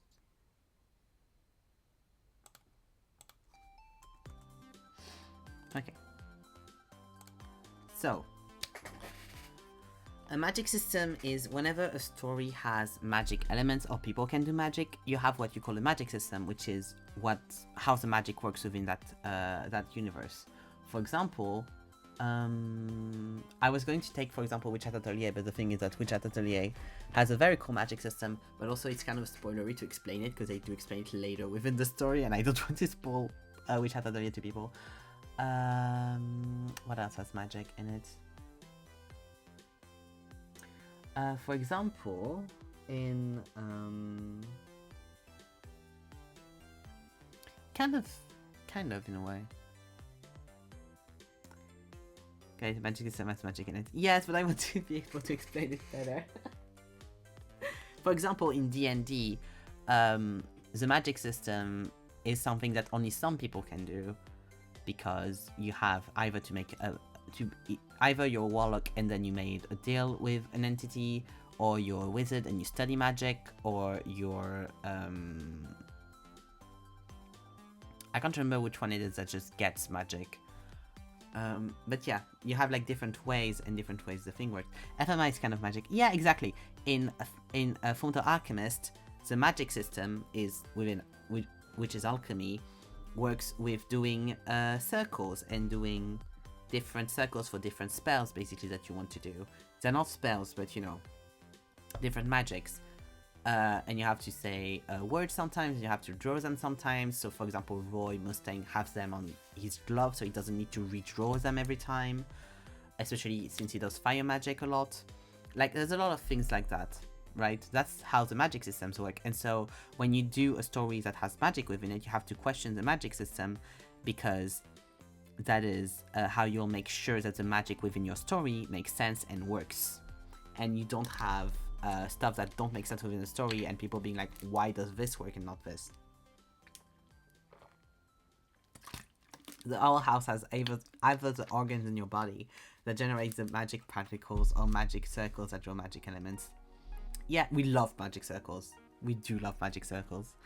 Yeah, that's true. That's how it works. And it's interesting that they have both within our house, funny enough. Like, it's fun to have a way to be like, okay, you have choices. And the thing is, I am not writing right now, but I have stories that I've been writing in my head for years now that I would love to get out at some point, that has a very specific magic system. Basically, characters are born with magic. Everyone is born with magic. And the level of your magic and what your magic is most efficient at, you know from birth, because that's the baby's eye color. So the base of it is like, if you have a primary color, it's going to be stronger. If you have a pastel color, it will be weaker. If you have a neon color, it's like the second like most intense kind of magic, like amount of magic you'll have. But like the most diluted your eye color is going to be, the weakest your magic would be, and the less primary color your magic would be, also the weakest it would be. So for example, because they would be pure and like mixed colors. So for example, blue and yellow eyes would be stronger than someone that has green eyes, because it's diluted of both parts, if that makes sense. That's how it works within that world. Yeah, with someone with mixed eyes, yeah. Not mixed, I forgot how it's called also in English. But yeah, someone that has different colored eyes. Yeah. I don't think I have a character within that universe that does have that, but I need to explore that. I need to make that. Because the thing is, like, this is a story I've been having in my head for years now. So I started thinking of it as I was a younger teen. So a lot of things didn't make sense at that point, and now I'm trying to, like, remix it up and make it make sense. And I'm mostly doing that with the plot, but I need to do that with the magic system as well, because basically the whole thing with the story I'm writing is that we're following a character who has pastel pink eyes. So that should be one of the weakest magic havers. That should be people that usually would not go and have that much magic, so wouldn't be able to do magic studies, for example. But that character manages to get into a magic university and make big things and be one of the most powerful magic users out there. And so it's also around that and expectations and like that kind of thing. Mischievous? It's not mischievous. That's not how you say that. That's not how you say that.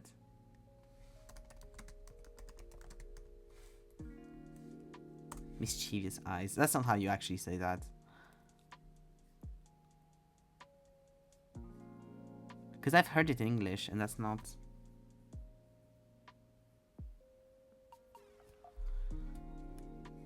Different colored eyes.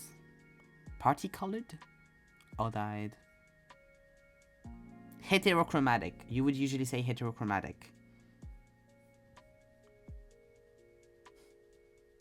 It's heterochromatic, what I was looking for.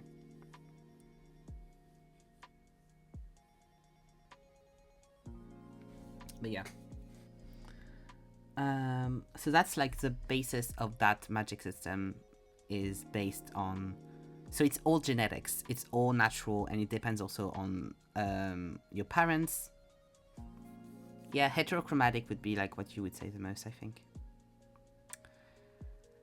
At least that's what I've heard the most people say. Yeah, scientific true term.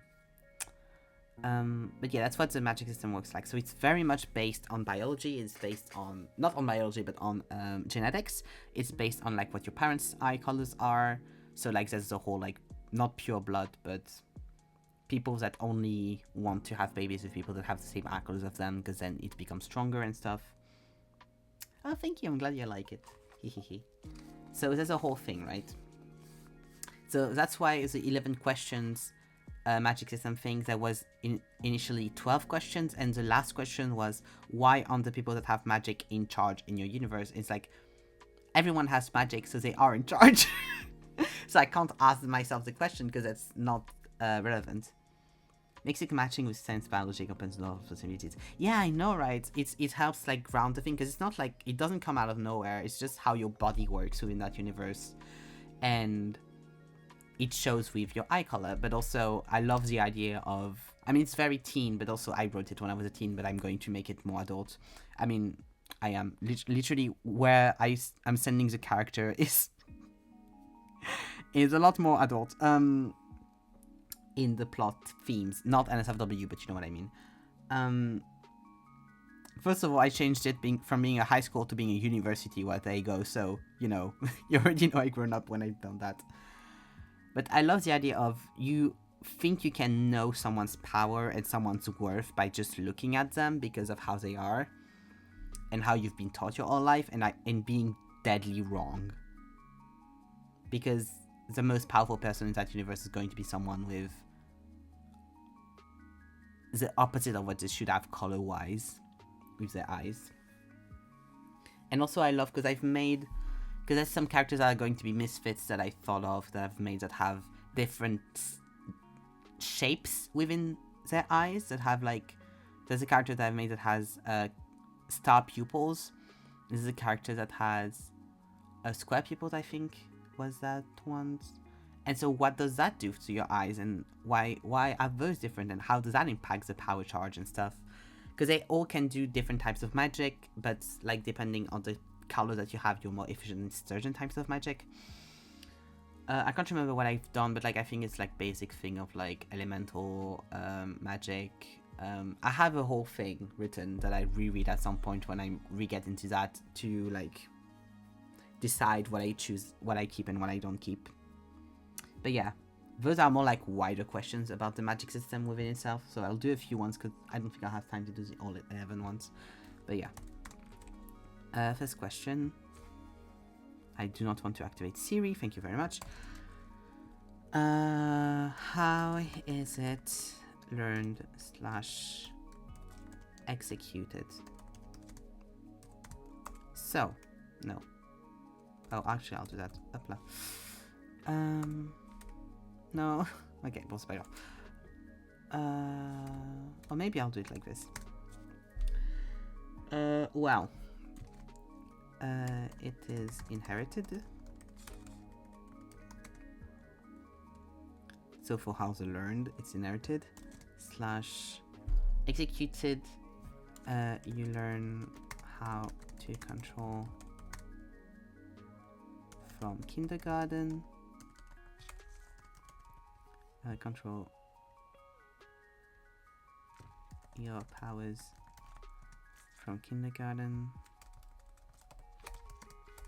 When I'm guessing kindergarten is like the British way to say it or something, or the American way. Oh, executed. Yeah, no C here, right? Yeah. Yeah, when put in different classes depending on eye color sections.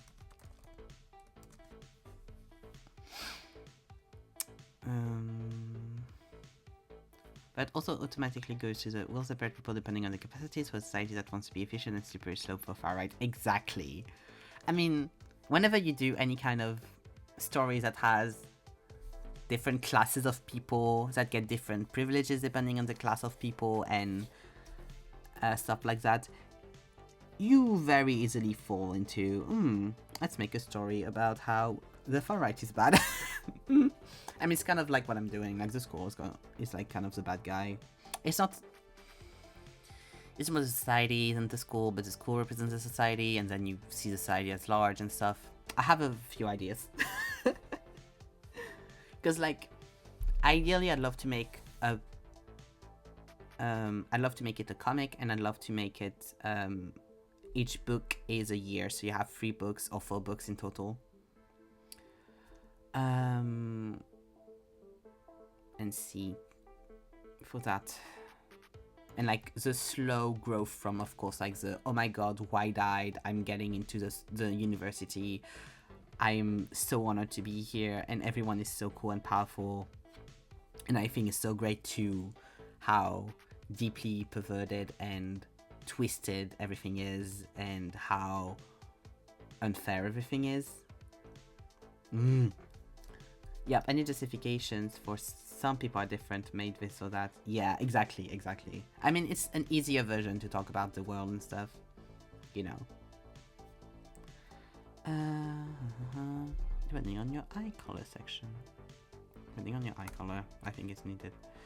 And your eye color, and then goes on in primary, middle, high school. Yeah, like the idea of it being you learn how to control,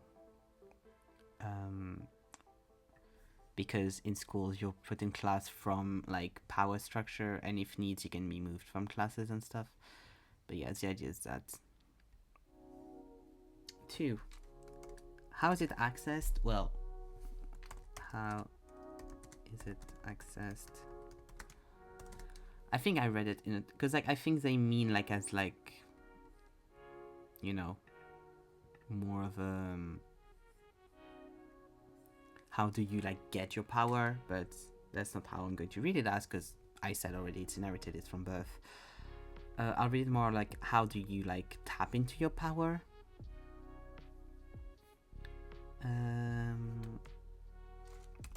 Focus. Focus, intensity, and breathing exercises to tap into your stamina resources.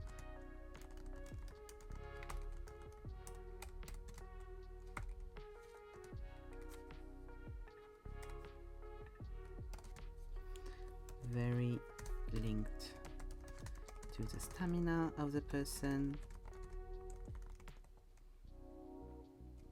to be able to use more or less magic, and for more or less time. 3. Does it have a will of its own? Immediately I think of the homunculus from the Alchemist. Up.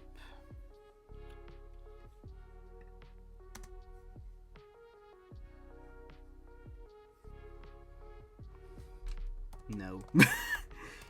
I mean, kind of. Short answer. No. Long answer. It's not a being or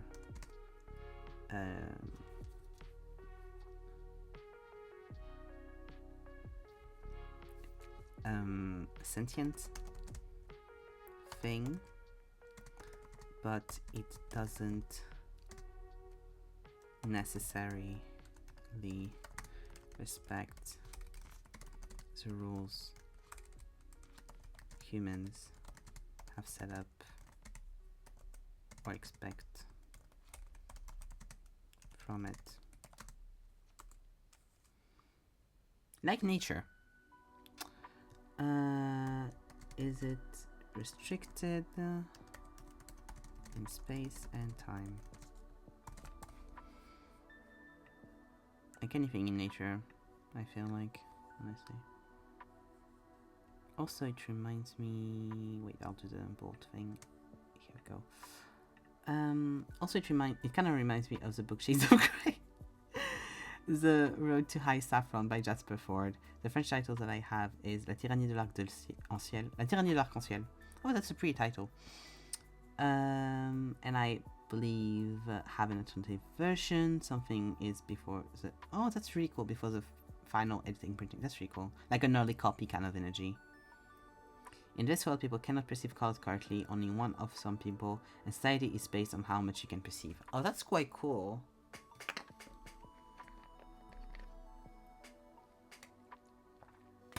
Yeah, the French title is really nice. Because, of course, I'm guessing it came out before Shades of Grey was a thing.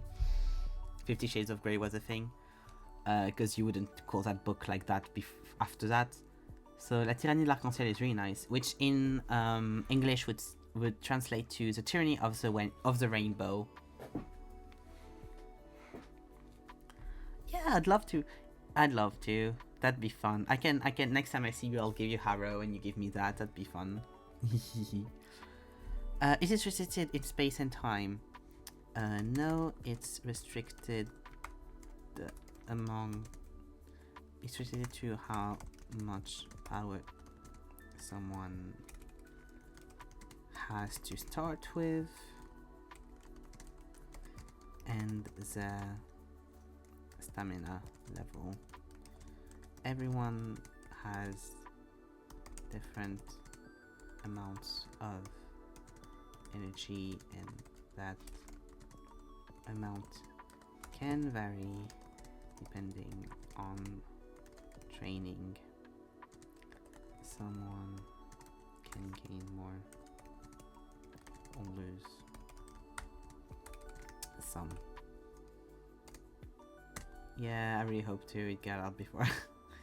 Because like the idea of it is very much you have that base of energy that you have at birth, and if you train it, it can stay stable or get better, but if you don't, it can also restrict itself. So older people will get less powerful. People that just don't train at all can get less powerful. So I can see very, very like self-important people that have, because they have like certain eye colors, be like, I am so strong, I'm so much stronger than you, get beat the fuck up by people that are supposed to be less strong, because they don't have the stamina to be able to last a full fucking battle, and they're not trained for it. But they can do like one very big blow and then be off for the rest of the day. Especially for some kind of magic, because there's multiple kinds of magic. So you can have the kind that you train every day, like moving objects, flying, that kind of thing. But I don't know if I'll let people... Yeah, I'll let people fly. Depending on stuff, because it's... Yeah. It's not flying, it would be telekinesis, so it's a bit different. But something like more powerful, or not powerful, but more battle used magic, like fire, water. Water I could see people use a lot, but like fire, explosions, defensive magic, offensive magic. Like if you don't train it frequently, I could see those like become way less used by that person, and then be a lot harder to tap in, rather than using little bits of magic here and there and not have like that big available resource of magic that you can access whenever you want, and rather have little bits here and there that they just use daily. And so that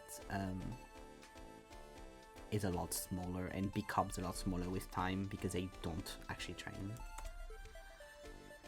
5. Yeah, and it quickly becomes the Pokemon Rock, Paper, Scissors logic also. Yeah, exactly. It quickly becomes that.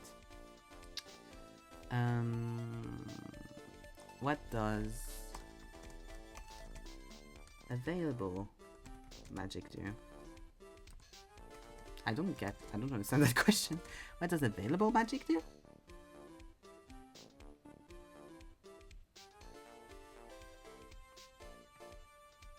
Oh, I think I see what they mean.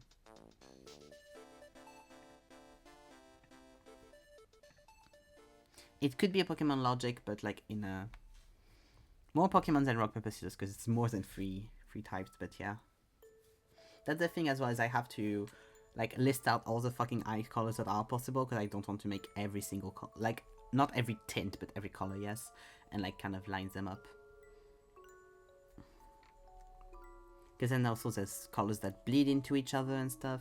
I could see like parents fight over where their children has been sent because they're like, no, that's not purple, that's blue, kind of energy.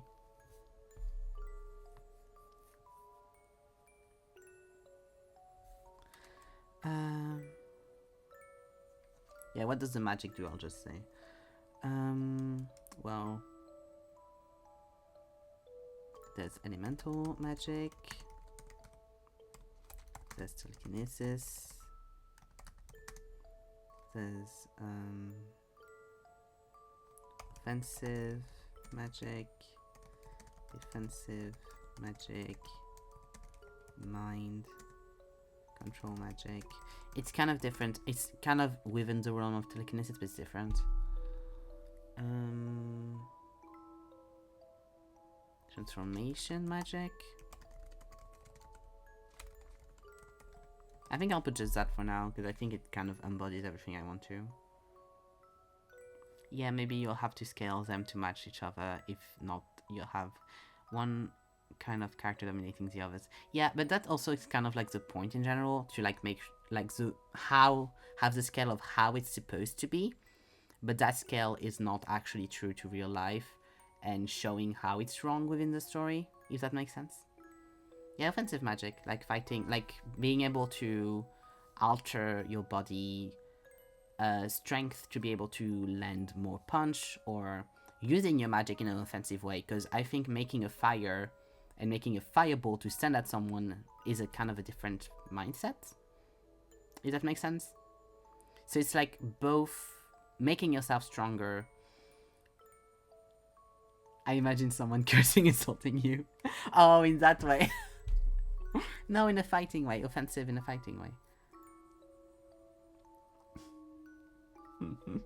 That would be very funny. The power of words. 6. I'll just do that one and then it'll be time to end the live. How does it relate to the character, plot, etc.? Theme of the book.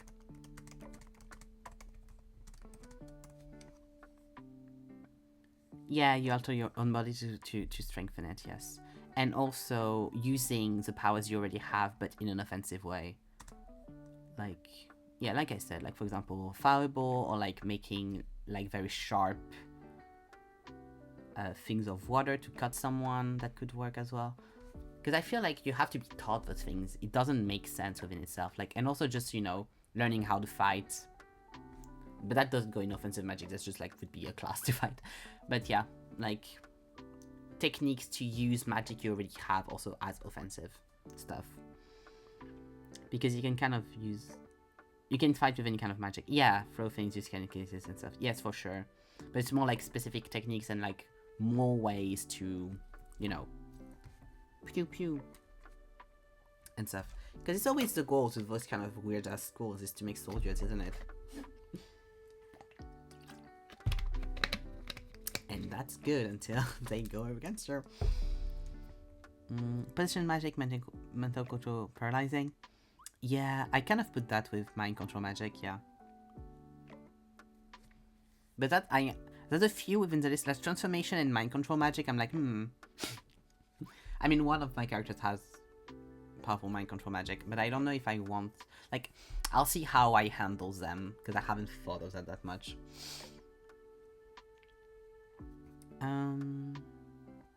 But yeah, that would be like possession and paralyzing kind of thing. But also like, you know, kind of if you think of Mysterio in Spider-Man, like being able to induce someone within a dream and stuff and make them think something is happening when it's not, or like changing, altering how something happened within their memories. Like there's a lot of way you can do that kind of thing.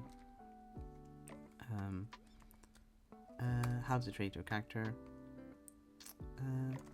The magic is inherent to that universe, and so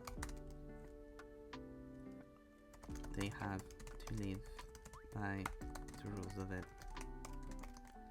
and alters every part of everyone's life. Yeah, because like if you're seen too weak to use magic for something like work, then you end up having to choose something else.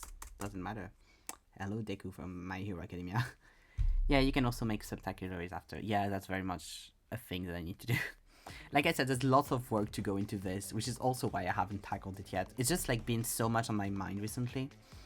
But yeah, that would be that. I'll post all of that on the Discord later. This one too, probably. Just the document, probably, to be fair. File, save. Here we go. Welcome back to this screen. Hi. So we're done with this for today. There's still a bunch of questions for that magic system thing that I'll do next time we do writing stream. Because I'll probably... No, what I will do for the next writing stream is the really nice guy who hates only you trope. And then do the rest of the questions. I think that could be fun. So, tomorrow I really need to remember to make my my schedule tomorrow. I'll write it on my post-it notes so I remember. Make schedule. Because in my head I have, oh yeah, make my schedule on Sundays, except no, I'm not streaming Sundays, so. So yeah, tomorrow we have a guitar and singing stream at 3 p.m. I'll also remind you that tomorrow is Juno's birthday, so go and say happy birthday to Juno tomorrow on her stream, because she does stream later within the day. I think she starts streaming at 6, but I could be wrong. I think she starts streaming maybe at 8, I don't remember. But at some point she streams tomorrow, so at least she has announced she was going to stream. But yeah, I'll remind you tomorrow. What else? Yeah, we have that tomorrow. I'm not streaming on Saturday and Sunday exceptionally because there's an event I really want to watch happening all day, both days. And that's also why I'm streaming at 3 p.m. instead of streaming at 4 for the singing stream tomorrow. Because I really want to watch that event the whole way through, because it's very important to me. So I'll do that tomorrow after stream. For the guitar and singing stream, I'll re-put the link, of course, in there and stuff. But I have put more songs within the list, so you'll be able to ask for more songs. I thought you remembered me on my phone Twitter. Oh, that's sweet. Thank you. But yeah, I put more songs into the thing where you can ask for me to do songs. So fun. And yeah, that's all I think I have to say. If you're not on the Discord and want info, here's the link to the Discord. Here's the links to all of my links. So that's all of my social media. I'm usually more active on Twitter than on Instagram. And if you want to go see Zeki or Juno, here are their links. And that's all for today. So I'll say good night. Yeah, good night everyone. Thank you for hanging out. I'll see you tomorrow. Bye bye.